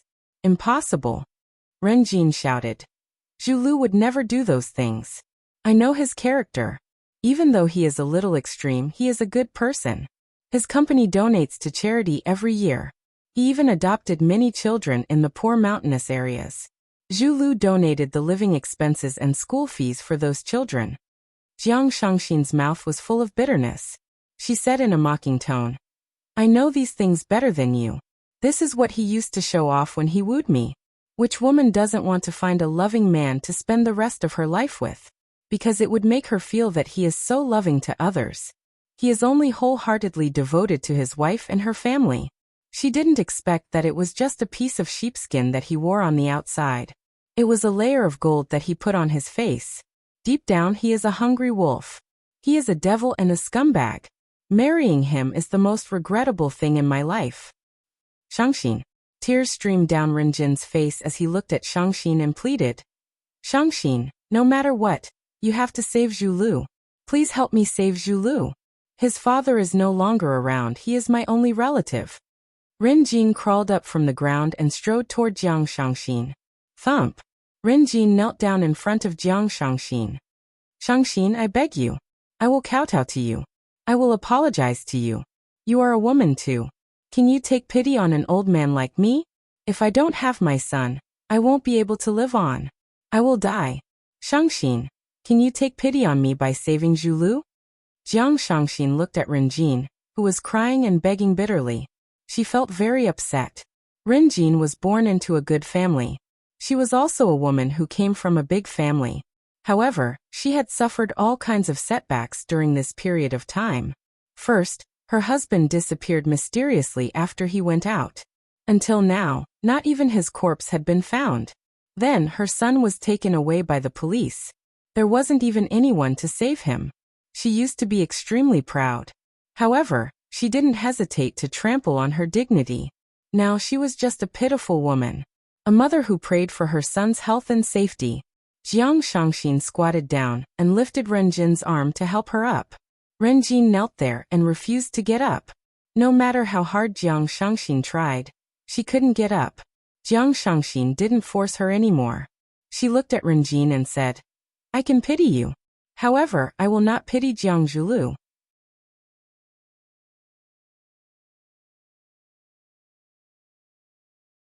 He has to bear the responsibility for whatever he did wrong. If all the sins committed by the children could be forgiven, because of the kindness of their parents, the world would have been in a mess. Jiang Shangxin. Renjin gritted her teeth and said, Don't force me into a dead end. Jiang Shangxin looked at her with a serious look on her face and said resolutely, I can tell you honestly that I will not save Jiang Zhulu. I will not send any lawyer from the Longta group. You better pray that I don't send any lawyer. If that's the case, he might still have a chance of survival. If I were to take action, I would only wish for his death. The former chairman of the Longta group, Jiang Zhulu, was arrested by the police for a crime of intentional homicide. Jiang Zhulu is the son of the founder of the Longta group, Qiang Longtan. Qiang Longtan disappeared mysteriously. The police suspect that Jiang Zhulu killed his father in order to climb up the ranks. From the 4 talents of Huaqing to the murder suspects, mental emptiness is the biggest incentive for rich kids to commit crimes. Bam! Lan Shanggu switched off the television. He pushed his chair away and stood up. He paced around his luxuriously decorated office. He held a cell phone in his hand. However, he didn't make the call. After hesitating for a long time, he grabbed the car key and walked out. Lan Shanggu went to the garage and chose his favorite military Hummer. He opened the door of the Hummer, started the engine and rushed out. Screech! Lan Shanggu drove the car to the entrance of an old house. Just when he was about to get off the car and press the doorbell, a bright yellow Lamborghini rushed over. The sharp head of the Lamborghini and the front of the Hummer stood side by side. A young man with long hair sat in the driver's seat. The young man looked at Lan Shanggu, who was pressing the button, and said with a smile, I was wondering who it was. Brother Lan Shanggu, you are back. You are a rare guest. Lan Tingyue, the son of Lan Shanggu's 4th uncle. He had been studying in France and had only returned to the country after graduating a year ago. He didn't have a formal job. He drove his luxury car around Huaqing every day, drinking and flirting with girls. From time to time, he would do something out of the ordinary. Because he was the youngest boy in the Lan family, he had always been loved by everyone. As a result, he developed the habit of looking down on others and rarely putting them in his eyes. Ever since Lan Shanggu separated from the Lan family, he had never returned to the Lan family's old house. Lan Shanggu had only seen Lan Tingyue twice at the Blue Mountain Club. It was the first time that he happened to bump into him at his doorstep. Lan Shanggu smiled and said, I came back to talk to Grandpa about something. Talk about something? What is it? Lan Shanggu smiled and said, Kids shouldn't ask about this. Go back and rest early. Lan Tingyue sneered and said, Lan Shanggu, if you still have a bit of backbone, hurry up and scram. Don't let me see you in the Lan family. What? Back then, you wanted to ride on someone else's coattails, and even didn't hesitate to separate from the Lan family, making the Lan family a joke in the eyes of outsiders. When I came back from studying abroad, do you know what I heard the most? Why did Lan Shanggu separate from the Lan family? Did the Lan family mistreat him? Lan Shanggu, don't you have any shame? Back then, in order to earn more money, you cried and shouted that you wanted to separate from the Lan family. Now that you've separated from the Lan family and you're in trouble outside, you come back to ask for help? Lan Shanggu looked at Lan Tingyue thoughtfully and asked, "Are you done?" "I'm done. You're no longer a member of the Lan family. So, go wherever you want to go. Whether you live or die, whether you eat meat or drink porridge, it has nothing to do with the Lan family." Lan Shanggu nodded and started the Hummer again. After pressing the reverse gear, the Hummer quickly backed off. I used to say how powerful the Lan clan's Lan Shanggu was, but now it seems that it's just a spineless coward. Seeing that Lan Shanggu was reversing the car and preparing to leave, Lan Tingyue's heart swelled up infinitely as if he had just won a battle. The Hummer that was reversing suddenly accelerated. The tall front of the Hummer ruthlessly rolled towards the sexy butt of the Lamborghini.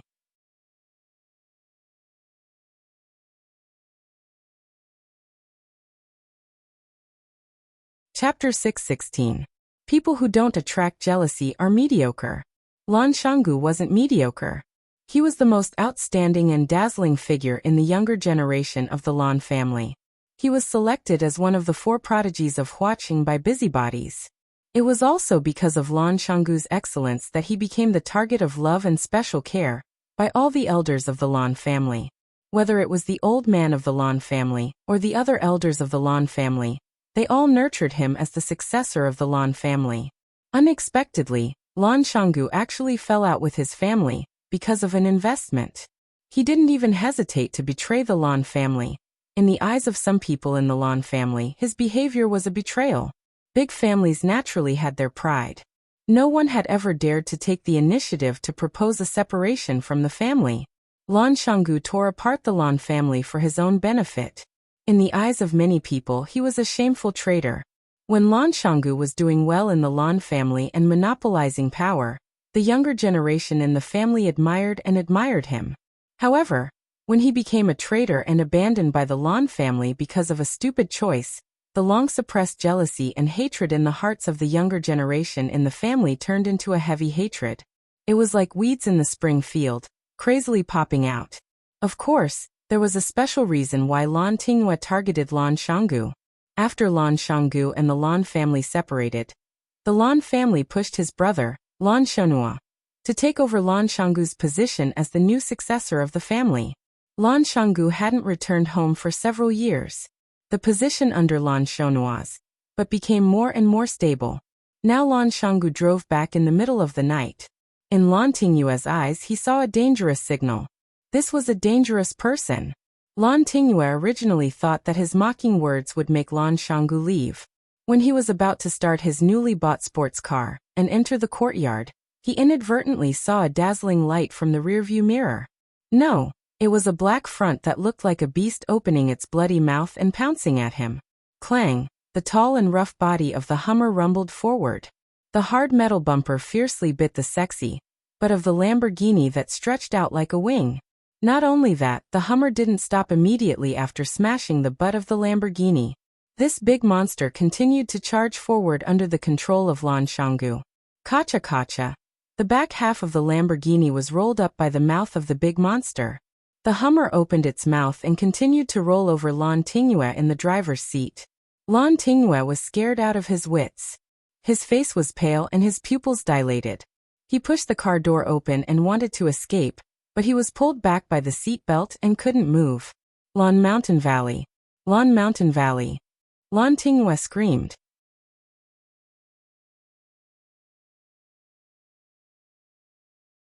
Lan Shanggu stepped on the accelerator and drove the Hummer to continue attacking the city. Help!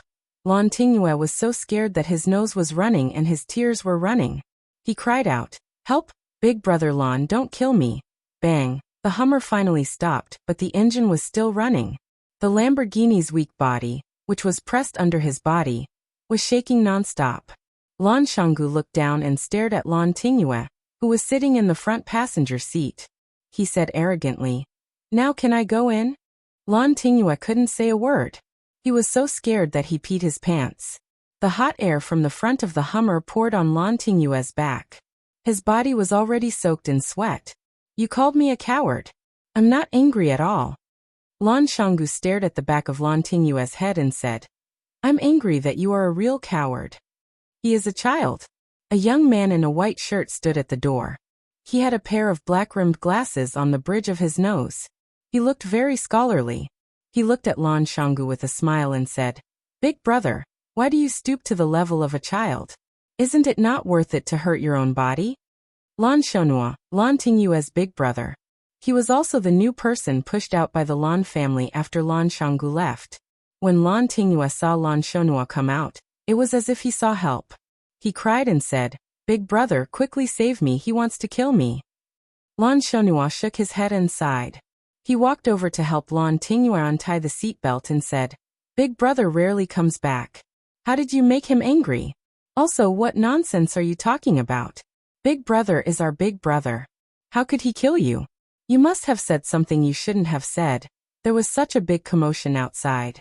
Even Grandpa was woken up by you guys. Just wait to be scolded." Lan Shonhua didn't even look at the crashed Lamborghini. In his eyes, it was a toy not worth mentioning. Lan Shanggu looked at Lan Shonhua and said with a smile, "The men of the Lan family must have murderous intent. Tingyue has been spoiled by you guys. I'm here to cultivate his murderous intent." Lan Tingyue originally wanted to counterattack and say that you're not here to cultivate my murderous intent. You want to kill me. But when the words were on the tip of his tongue, he met Lan Shanggu's deep and cold eyes when he smiled. He couldn't shout out the words he had thought of. Lan Shonhua glanced at Lan Tingyue and said, "You stay here and bring some people to clean up this place. Won't it be a joke if outsiders see this?" He walked to the window of Lan Shanggu's car and said with a smile, "Big brother, Grandpa asked me to invite you in." Lan Shanggu nodded and said, "Let's go." After saying that, he drove the Hummer and took the lead to rush into the courtyard gate. Lan Shonhua stood where he was and looked at the square-shaped big man with a warm smile.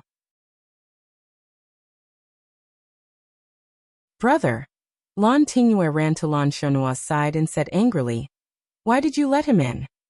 Didn't you also not stop him?" Lan Shonhua said with a smile. But Lan Tingyue seriously thought about it and realized that even his brother had no way to stop Lan Shanggu. Lan Shanggu's personality was arrogant and despotic. There was really no one in the younger generation who could suppress him. Even in his uncle's generation, there was no one who could suppress him. Otherwise, how could he be allowed to leave the Lan family and even take away such a big piece of the cake? The old man of the Lan family had a habit of sleeping early. When he heard the commotion outside, he got up again. Winter was still far away. The old man had already wrapped a blanket around his body and sat in the study connected to the bedroom. He said to Lan Shanggu, who had entered the room, "Why are you angry with a child? Making such a big commotion? Aren't you afraid that people outside will laugh at you?" Lan Shanggu smiled and walked in front of the old man. He poured a cup of warm water and placed it in his hand. He said, "Why should I be afraid of people laughing at me? Those people who laugh at me will soon know that they are actually fools. But I am a little unhappy about doing this. It is a big sin to disturb Grandpa's rest." The old man waved his hand and said, "All right, you haven't come back to see me for 3 years. The moment you come back, you are trying to bewitch me. What do you want?" "Grandpa, hand the Lan family over to me." Lan Shanggu rubbed his hands and said with a serious face, "I promise that you will be able to manage the Lan family well. All the businesses will flourish, and the family's rise will be just around the corner." The old man swallowed a mouthful of hot water with great difficulty.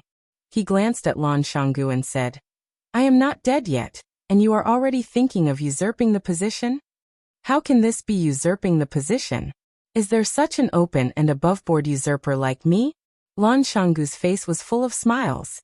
He said, "This is something that the two of us, grandpa and grandson, have discussed and discussed. I made a very good suggestion to you, and you accepted my suggestion without hesitation, and passed the position of the clan leader to me. If this matter succeeds, hey, the two of us will become a great story. After I die. The old man said while coughing. He looked very agitated. Lan Shanggu hurriedly ran over to massage the old man's back. He said, I was just joking. You don't have to take it seriously, but you can't not take it seriously either. This matter is worth considering. After all, you know those children and grandchildren of yours. There are a few good ones among the sons, but among the grandchildren, only I am outstanding. Lan Shonhua is a little too sissy. I have bullied his own brother to this extent, but he still doesn't dare to rush up and fight with me. Can such a person become the clan leader of the Lan family? You have been in the military your whole life. You can't let this kind of sissy ruin your foundation, right? Old Master Lan started coughing again. He pointed at Lan Shanggu and scolded. Is this how you evaluate your brother? I am just speaking the truth. Lan Shanggu was worried that he had angered Old Master Lan to death, so he really didn't dare to spout nonsense. Grandpa, since you are not willing to hand the Lan family over to me, then you have to give me some compensation. Withdraw the Lan family's shares in the Longtu group, right? Old Master Lan stopped coughing and stared at Lan Shanggu with a piercing gaze. He asked, Did that fellow with the surname Fang ask you to look for me? I didn't expect this. I really didn't expect this. That little loach has really grown up, and actually has the position of authority in this Huaqing. You won the bet, and came back to flaunt your strength? He didn't ask me to come. Lan Shanggu sat down in front of Old Master Lan again and said, Jiang Junling has disappeared and Jiang Zhulu has been arrested and imprisoned. Who is the person in control of the Longtu group now? It's Jiang Shangxin, Jiang Zhulio's wife. You must have known long ago, right? Jiang Shangxin has become Fang Yan's woman since a long time ago. Old Master Lan's eyes widened and he said angrily, The two of them got together? Disgraced, truly disgraced. These people can do anything shameless. The elderly valued the relationship between a man and a woman the most. From his point of view, Fang Yan was worse than a beast for getting together with someone else's wife. Lan Shanggu stared at Old Master Lan with his eyes wide open, and didn't know whether to laugh or cry. He said, Old Master, aren't you a little too open-minded? I only said that Jiang Shangxin has become Fang Yan's woman. I didn't say that she has become Fang Yan's woman.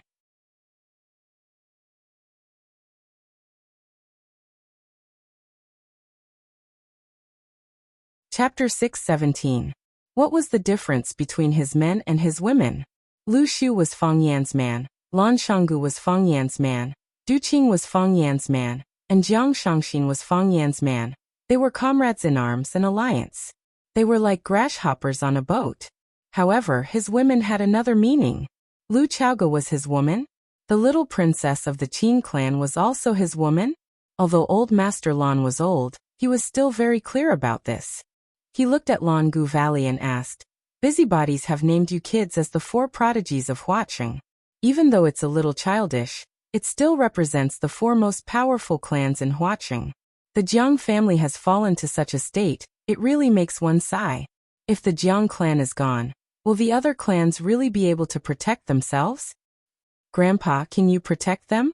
Lan Shanggu asked back. Old Master Lan was furious. He raised something in his hand and wanted to throw it at him. He shouted, Why can't I protect them? Could it be that in your eyes, that fellow is already unstoppable? Lan Shanggu sighed softly and said, Grandpa, I don't think that he is unstoppable. And it's not because I'm inflated after winning. Think about it, how many resources and connections does Fang Yan have now? He has the support of the Lu clan, the support of Lan Shanggu, the support of Du Qing. He has the powerful Chaoyan technology, Longtu is under his control, and the support of the Qin clan. Grandpa, if he really wants to make a move against the Lan clan, how do you think we can fight back? Old Master Lan laughed coldly and said, The Lan clan is doing business properly. Would he dare to take it by force? Grandpa, nowadays, no one is stupid enough to do things like taking things by force. The risk is too high, and the loss outweighs the gain. He only needs to use the resources under his banner to force the living environment of the Lan clan. As long as he makes a move, countless people under him will follow suit. By then, what will the Long clan do? The Lu clan isn't on his side either, right? Won't the Mei family stand up and say something? Of course, the Lu family won't be on his side. However, the Lu family will make a wise choice. To follow the Wolf King and eat the meat and drink the soup, or to become the prey that the Wolf King leads the wolves to attack and devour. They will make a wise choice. As for the Mei family is different from us. They had their own way of survival. Why would they care about the life and death of others? Even if Grandpa wanted to join hands with them, he would probably have to give up a considerable portion of the benefits, right? They want shipping. Are you willing to give it to them? According to what you're saying, our Lan clan has nowhere to go. That's not it, Lan Shanggu said. Hasn't Grandpa already made his choice? Grandfather chose the Jiang family, and chose to rely on the Jiang family's power. If this was the capital city or any other city, I would suggest that Grandpa make this choice. You have no choice but to do so. But Grandpa, this is Flower City. Our roots are in Flower City. You think I made the wrong choice? Old Master Lan held his teacup and looked at Lan Gulu with a piercing gaze. At least for now. It seems to be wrong, Lan Shanggu said straightforwardly. Old Master Lan's eyes turned cold, and he fell into a long silence. Lan Shanggu waited for Grandpa to think for a while before saying, Jiang Zhulu is in jail and won't be able to come out for a while. Fang Yin didn't let anyone else control Longtu. He didn't even use his most trusted person, Lu Chaoga. Instead, he sent Shangxin in. This means that he doesn't want Longtu to be separated. He wants to use Shangxin's identity to take over Longtu. If the Lan clan still wants to have a share of the loot, there will be a huge feud. Old Master Lan looked at Lan Shanggu and asked, Are the things that Jiang Zhulu did true? They should be. Lan Shanggu nodded with a serious expression. Even though a tiger is ferocious, it doesn't eat its cubs. How is this behavior different from that of a beast? This time, it was Lan Shanggu's turn to remain silent. Old Master Lan looked at Lan Gulu and said, Father and son killing each other and brothers fighting each other. This is a tragedy. I don't have any other requests from you. I only want you to keep this family and prosper in everything you do. No matter what, Lan Shanggu nodded and said, Grandpa, I understand. Old Master Lan nodded in satisfaction and said, What you mean is that we can't keep the shares of Longtu no matter what. We can't, Lan Shanggu said. Old Master Lan took a sip from his teacup and said, You're the eldest son and grandson of the Lan clan. Splitting up in a fit of pique, the things you brought out with you are ultimately still too little. This is a little unfair to you. I'll give you the little bit of shares that the Lan clan has in the Longtu Corporation. Think of it as some compensation to you. Lan Shanggu stared at Old Master Lan with his eyes wide open and said, Grandpa. Old Master Lan sighed softly and said, You and Fang Yin will advance and retreat together. He can't possibly forcefully take over his own brother's shares, can he? If that's the case, how is he different from a beast? Who would dare to work with him in the future? Lan Shanggu felt that he had fallen into a huge pit. A bottomless pit. Someone knocked on the room door. Lan Shanggu looked outside with a smile and said, I guess it must be Lan Shonua. He raised his voice and shouted outside, Come in. The room door was pushed open. It was indeed Lan Shonua standing at the door. Lan Shonua carried a tray in his hand and walked in with a smile on his face. He said, Grandpa, big brother, I knew that you two would talk until midnight, so I asked the kitchen to make a bowl of sweet distiller's grains for you two to eat while it's hot. Fill your stomach. He placed the tray on the table and placed a bowl in front of Grandpa and Lan Shanggu each. He said, You two take your time, I'll go out first. With that, he carried the tray and walked out. Lan Shanggu looked at Old Master Lan and said, A scholar who has been away for 3 days has changed my opinion of him. Old Master Lan had a smug look on his face. He said, Spring is when 100 flowers contend. Mo Qingdi and Ice Dragon were living together. Just like a loser who had met the Ms. Perfect in his life, Mo Qingdi's life in the land of extreme coldness had undergone a complete change. He lived in a large, unique, and luxurious house with icicles hanging from the ceiling. He ate all kinds of rare and precious celestial fruits that he had never eaten before. Even the place where he slept at night was covered with red feathers. A red feather was a red bird on the glacier. Because Mo Qingdi had not seen anyone else in the land of extreme coldness, no one had told him the name of this bird. Mo Qingdi had been in this glacier for many years, but he had only seen this bird a few times. There was a large pile of bird feathers in Ice Dragon's cave. Mo Qingdi tidied it up. It was much more comfortable than the down quilt he used in Yanjing. It had to be said that his current life was much better than living in the igloo that he had carved out with a knife. Life was so blissful and comfortable, but Mo Qingdi could not help but worry about one problem. How could he get Ice Dragon's blood and tendon? If he could not get Ice Dragon's blood and tendon, would he have to stay in this land of extreme coldness for the rest of his life, and become a pair of dragons of life and death with Ice Dragon? The Azure Dragon had met the Ice Dragon. His ice-cold heart couldn't help but ripple after ripple. It was dinner time now. Ice Dragon gave Azure Dragon a look, signaling him to wait for a while. Then he wagged his tail, and ran into the deep cave. This was the only thing that Azure Dragon was not satisfied with Ice Dragon. Every time it was time for dinner, Ice Dragon would give Azure Dragon a smug look, meaning to say, "Wait for me to get you something to eat."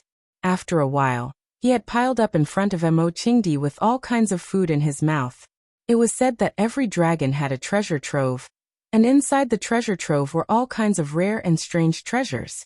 There was one time when Mo Qingdi wanted to go in with it to have a look, but the little transparent dog just stood there, not moving an inch. It only looked at him with a sad look in its eyes. "I'm already so good to you. How can you ask for more?" Mo Qingdi was embarrassed by the dog's stare. He turned around and ran to a corner to sit down.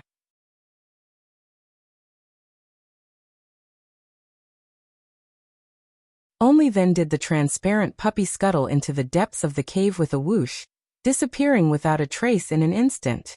Ice Dragon was very fast. He did not have to wait too long before he came back with a big pile of food in front of Mo Qingdi. There was snow snake meat, red silk fish, 9 petals snow lotus, baby ginseng, and red lava fruit. Ice Dragon held a red lava fruit in his mouth and put it in front of Mo Qingdi. Then he rolled his tongue into a baby ginseng and chewed it. Mo Qingdi pushed the red lava fruit back, then reached out his hand to touch the thick 9-petal snow lotus.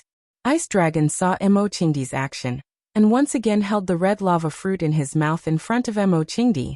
He even winked at Mo Qingdi as if saying, "I know you like this. Don't be shy with me." Mo Qingdi shook his head and pushed the red lava fruit away again, then reached out to touch the red silk fish. Ice Dragon used his claws to pull the red silk fish under him, and once again pushed the lava fruit to Mo Qingdi. After doing this, Ice Dragon glanced at Mo Qingdi with a reproachful look. "Eat it, don't waste my good intentions." Mo Qingdi looked at Ice Dragon and said awkwardly, "Can we change it?" Ever since Mo Qingdi ate the lava fruit on the first day, he came to the Ice Dragon's lair as a guest, and expressed high praise for the food. The Ice Dragon would push a lava fruit in front of Mo Qingdi every time it was time to eat. For the first few days, Mo Qingdi enjoyed the food quite a lot. The meat was crispy and juicy, and it was a rare and precious fruit in the world. After eating for half a month, Mo Qingdi could not stand it anymore. He needed a change of taste, right?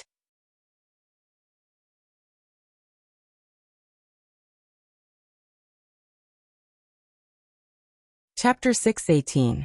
The more he tried, the further he went wrong. Mo Qingdi wanted to eat something else. He wanted to eat a ginseng, a snow lotus, a red silk fish, or even a snow snake. After eating lava fruits for more than 10 days and 30 meals, Mo Qingdi even began to miss the disgusting and nauseous flame rats he used to eat. However, Ice Dragon could not understand Mo Qingdi's thoughts. The first time it met Mo Qingdi, the image of Mo Qingdi's eyes shining when he saw the lava fruit in its mouth was still engraved in its mind. Later on, whenever it placed the lava fruit in front of Mo Qingdi, he would eat it cleanly with a face full of joy and delight, not even spitting out the core of the fruit. Only the dragon race would be so extravagant as to think that it was necessary to spit out the core of the lava fruit after eating it. In this world of ice and snow where not even a blade of grass grew, it was an extravagant hope to see a small flower or grass. To encounter such a rare fruit was a great blessing.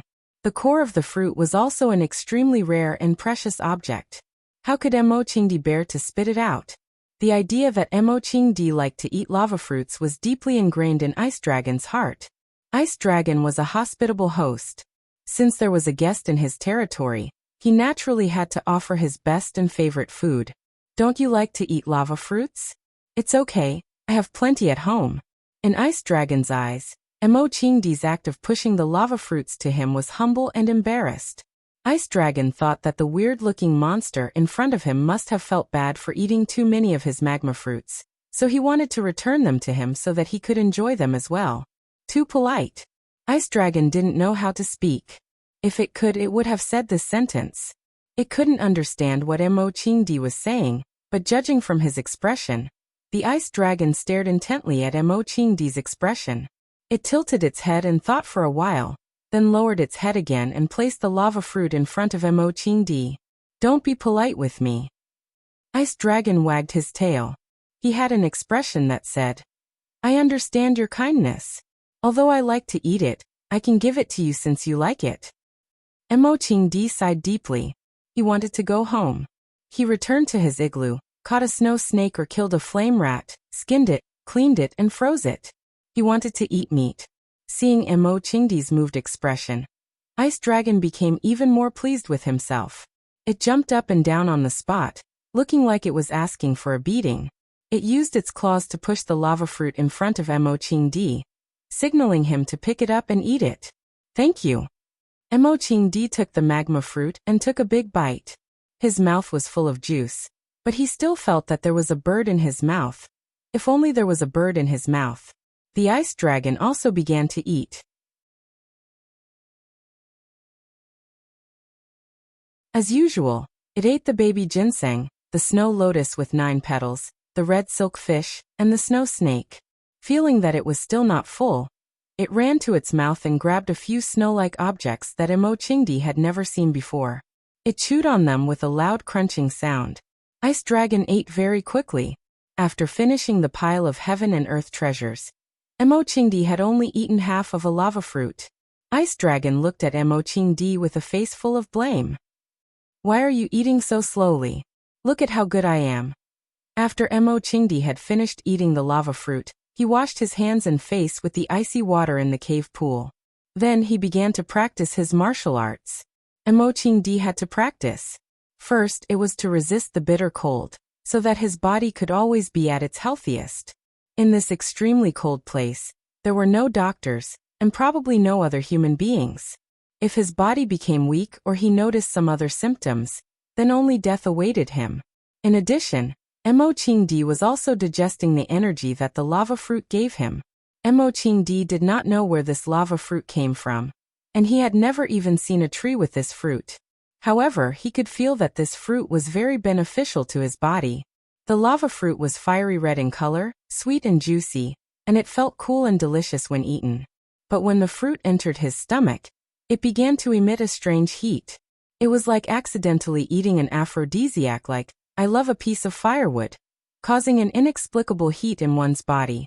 If one sat there without moving, this heat would last for a long time.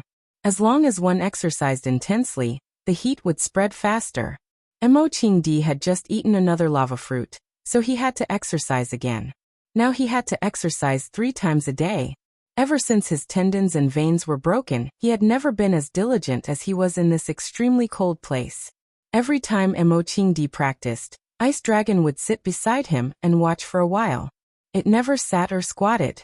Because Mo Qingdi had never entered its real cave, he did not know what kind of posture it was when it slept.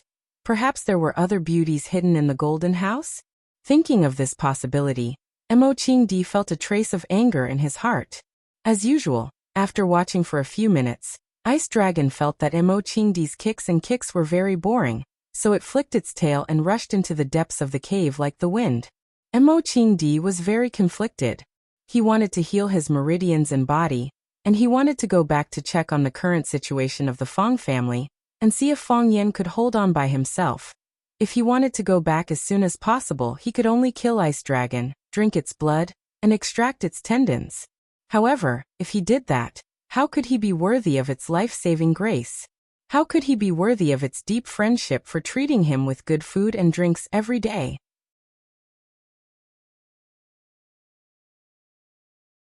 It was hard to advance, hard to retreat. He was in a dilemma. Just as Mo Qingdi was lost in his thoughts, the sound of screams and howls suddenly came from the outside. As Mo Qingdi listened attentively, a gust of wind blew past him. The transparent puppy had already run out to watch the commotion. This dog. Ever since Fang Yan brought Jiang Shangxin to the Chaoyan Underground Research Institute, she had settled down there. Even though Jiang Zhulu had been taken away by the police and most of the threats to her safety had been removed, she still had no intention of leaving. That place gave her an inexplicable sense of security. Of course, it was indeed very safe there. This was the first time that Jiang Shangxin had come to this neighborhood, and she felt that it was necessary for her to pay a visit to this legendary woman, Lu Chaoga. Her story had become a compulsory subject for the students of various business schools, and her photos and interviews frequently appeared in domestic and international financial magazines. Goddess of Flame, sexiest CEO, most intelligent woman, #1 on the charity rankings for 3 consecutive years, the actual controller of Chaoyan Science and Technology, and the mysterious woman behind Fang Yan. She was dazzling and full of honors. Jiang Shangxin was a proud woman. However, even such a proud woman like her would be jealous of Lu Zhaoga. This woman had lost a lot, but she had gained even more. Before knowing her story, it was hard to imagine how a woman could live such a rich and colorful life. Jiang Shangxin suddenly had this thought, and she couldn't suppress it after it appeared in her mind. Let's go and see Lu Chaoga. Why do I want to see her? Jiang Shangxin thought to herself. Firstly, it was to thank her for being willing to provide her with a place to stay when she was in the most difficult and dangerous situation. Jiang Shangxin was very clear that if it wasn't for Lu Chaoga's permission, Fang Yan wouldn't have been able to bring her to such an important place like Chaoyan Underground Research Institute. Although Fang Yan had a lot of say in Chaoyan Science and Technology, Lu Chaoga was the real owner of Chaoyan. Chaoyan. The word Chao came before the word Yan. Secondly, it was because of admiration. Jiang Shangxin had known her for many years, and the two of them had quite a bit of history. Before she appeared, Lu Chaoga was Jiang Zhulio's admirer, and she knew that the Jiang family had always wanted Lu Chaoga to become Jiang Zhulio's daughter-in-law. After that, Lu Chaoga and Qiang Longtan had a falling out, and she forcefully tore off a large piece of Longta Group and left. Naturally, she established her own company and created Chaoyan Science and Technology. The first time they met was by chance at the shopping mall 3 years ago. When she and Jiang Zhulu went shopping, Lu Chaoga and Fang Yan also appeared at the shopping mall. At that time, she only had some appreciation and admiration for Lu Chaoga. She felt that this woman was courageous and knowledgeable, and it wasn't easy for her to get to where she was today to be able to fight with an opponent like Qiang Longtan. There was also a little jealousy in her heart. At that time, she really liked Jiang Zhulu, and she didn't want the man she liked to be thinking about other women. A current girlfriend and an ex-girlfriend were natural enemies. Of course, it was just a little. Who would have thought that in just a few years, Lu Zhaoga would be able to achieve such brilliant and dazzling achievements under the watchful eyes of countless enemies, open spears and covert attacks? How much was Chaoyan Science and Technology worth now? One media outlet had a very good evaluation. Don't talk about money with Lu Chaoga. Everyone's focus now was on whether Chaoyan Science and Technology could become a great company, or rather, whether it could become the greatest company in the world. Jiang Shangxin pressed the doorbell, and the door to the courtyard opened very quickly. The moment Jiang Shangxin entered the door, she saw Lu Chaoga, who took the initiative to walk out to welcome her. She was dressed in a white tracksuit and a pair of white sports shoes, and her long hair was tied into a ponytail. She was like a newlywed who had just gotten married, and walked out to welcome her guests with a face full of smiles. Jiang Shangxin had never seen Lu Chaoga dressed like this, but deep down, she had to admit that this Lu Chaoga was really beautiful. She was even more beautiful than when she was on the cover of a magazine.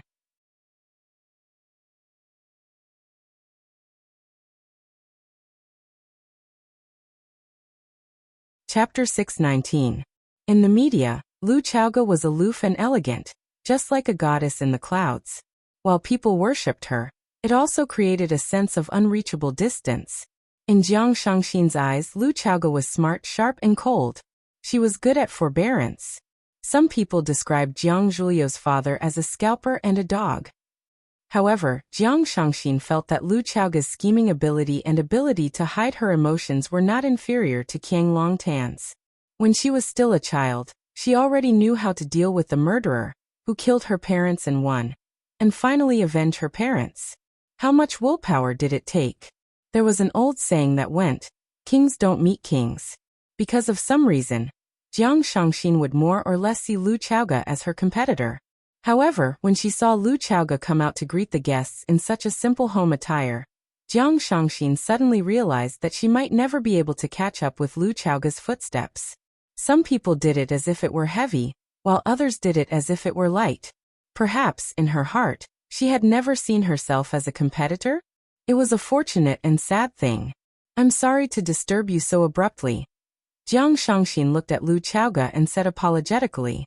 Lu Chaoga smiled, and it was like a spring breeze blowing on her face.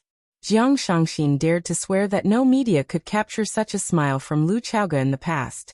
Because Jiang Shangxin had studied Lu Chaoga's appearance records, she had never smiled before. At this moment, Lu Chaoga was blissful, and that kind of bliss was emitted from the inside out. It was like a woman who couldn't help but smile foolishly after falling in love, and she couldn't hide it even if she wanted to.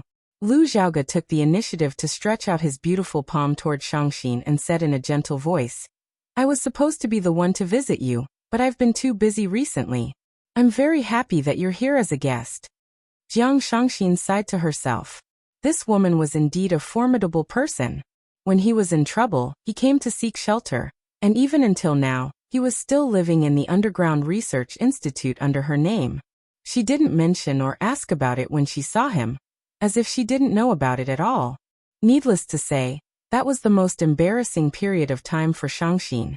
A spike in her bone, a scar on her face. If it weren't for Fang Yan who pulled down the plane to Paris in time, the news of her accident would have spread to China. Lu Chaoga's way of handling things made her feel very comfortable, and she felt that she was respected. Why did best friends end up fighting each other to the death? Because he asked too many questions. Jiang Shangxin held Lu Chaoga's hand tightly and said, "I saw an interview about you in the World Finance and Economics 2 years ago. You said that you like to study recipes during your free time at work and cook a delicious meal for yourself. I wonder if I will have the fortune to do so." Lu Chaoga made an inviting gesture, and gestured for Jiang Shangxin to follow him into the house. She said, "When you participated in the Midnight Storm interview, you said that your ideal life is to be a full-time wife who takes care of your husband and children. I guess your culinary skills are pretty good, right? How about we each cook 2 signature dishes? Isn't there still soup?" Jiang Shangxin looked at Fang Yan, who was standing by the window on the 2nd floor, and said, "Mr. Fang should be able to make soup, right?" "No problem," Lu Chaoga said. "The fish soup that Mr. Fang makes is superb, you should try it. It's definitely not to be missed." Jiang Shangxin's face was full of smiles and she said, "In that case, I can have a good meal today." Fang Yan did not know that he had fallen into the trap of the 2 women. At this time he was standing on the balcony and calling his grandfather, Feng Huwei. "Don't always play with the bird. How old are you? Why are you always fighting with a parrot?" Fang Yan comforted him. Fang Yan talked to his mother on the phone, and Lu Wan said that his grandfather was in a bad mood these days. The King Kong eagle that he had raised for 3 to 4 years suddenly ignored him. In the past, the man and the bird would have quarreled with each other every day. The King Kong eagle suddenly stopped talking, which made Feng Huwei very anxious. He kept provoking it, wanting to hear it fight back as usual. However, the King Kong eagle seemed to have lost its voice. No matter what Feng Huwei said or did, it just stared at him blankly without saying a word. Later, old Master Feng Huwei seemed to understand something, and he stopped talking. The man and the bird stared at each other for a long time. This made Lu Wan very anxious, so she called Fang Yan to persuade Feng Huwei.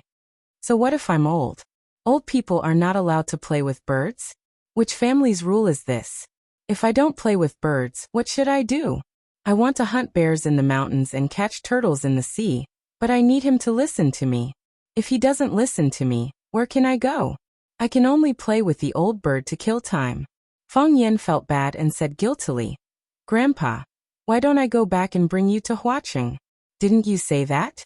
When you were young, you were invincible in Huacheng. Now that you are back in the old place, maybe you can recall your past glory? Is that all right? I will book a ticket back to Yanjing tomorrow. Go, go, go. I am living well in Swallow Dock. Why would I go to Huacheng? Let me tell you, I am not going anywhere. You don't have to think about it. Fang Hui refused firmly. Then I will go back and stay with you for a few days? Fang Yan said with a smile. I also want to eat my mom's pork stewed with vermicelli. Fang Hui sighed and said, Fang Yan, don't bother. I know what you are thinking, and I understand your filial piety. But Huacheng is full of things now. You can't leave, and you can't leave. Are you worried that I will become demented like that old bird? Or are you worried that I will leave with it one day? Grandpa, Fang Yan said in a sorrowful voice. His father passed away. Emo Qingdi went missing, and the two closest men to his grandpa left. His father was his grandpa's son, and Emo Qingdi was also his grandpa's son. Although he had never said anything in the past few years, and would never confide in anyone, his heart was just too bitter. He was such a proud man. How could he bear such a blow? In the 3 years that Fang Yan suffered, Grandpa Fang's body became weaker and weaker. No one knew when the oil lamp would burn out. Even a gust of wind could blow him out. Birth, old age, sickness, and death are human nature. Who can defy the heavens? Feng Hui said gently. His words carried the bleakness of the autumn wind and the falling leaves. I don't know how much merit we have to cultivate for the heavens to let us come to this world. Originally, it should have been you going your own way and I going mine, but because we had unresolved grievances in our previous lives, I became your grandfather, and you became my grandson. I, Feng Hui, have never let down the heavens, and never bowed down to anyone. I have trained hard and lived my life seriously. My life has come to an end, and I have lived my life to the end. But your life has just begun. You haven't lived a single Cho Maoyin yet. You have to continue working hard and don't waste your time on an old man like me. It is too precious. We can't afford to waste it. Grandpa, is there anything more important than spending time with you? Fang Yan endured the pain in his heart and said with a smile, there are shortcuts when it comes to being a person or doing things. For example, if I want to practice martial arts, I have to find a good master. You and the old drunkard are good masters. They can teach me quickly and help me improve faster than my peers. It is the same with being a person. If I want to live a single Cho Maoyin, I will stay by your side and listen to you tell me about the ups and downs of life. I like the stories you tell me, and they contain profound philosophy. After listening to you for 30 to 50 years, maybe I will become the smartest person in the world. Feng Hui was amused by Fang Yan's words. He laughed and scolded. T. How many stories do I have to tell you for 30 to 50 years? At that time, I will be more than 100 years old, and you will be 70 or 80 years old. A 100-year-old monster telling a 70 or 80-year-old man how to be a person. If someone saw this scene, they would have a heart attack. Hearing his grandpa's hearty laughter, Fang Yan felt a little better. He said, if someone saw this scene, they would definitely think of us as immortals. I am an old immortal, and you are an old immortal. I will give you 2 roasted chickens and a pot of plum wine. We can even have a drink. You're just making things up, kid. Feng Hui said with a smile. After a pause, old Master Feng said in a deep voice, I went to see Master 2 days ago. I will go to Master and ask for justice for you. What did Master say? Feng Yan's heart sank as he asked aloud. Bai Xiu was Master's student. Bai Xiu and Jiang Junling had planned that fatal trap, but in the end, Feng Yan had counterattacked and stabbed Bai Xiu to death. Did Master know what Bai Xiu had done? What would Master think about Bai Xiu's death? Feng Yan had to consider these questions, and he had to think of the worst. Master said. Old Master Feng Hui's voice was low and powerful. he said. He should give you an explanation for this matter. He asked you to come back when you have time. You should come back too. That child Wenwan seems to be advancing again. If you don't work harder, you will fall behind her again. You will be bullied by women for the rest of your life. I understand, Fang Yan said with a smile. When Fang Yingying and Fang Haohan came to Huaxing, they had said that Yi Wenwan had gone into seclusion again.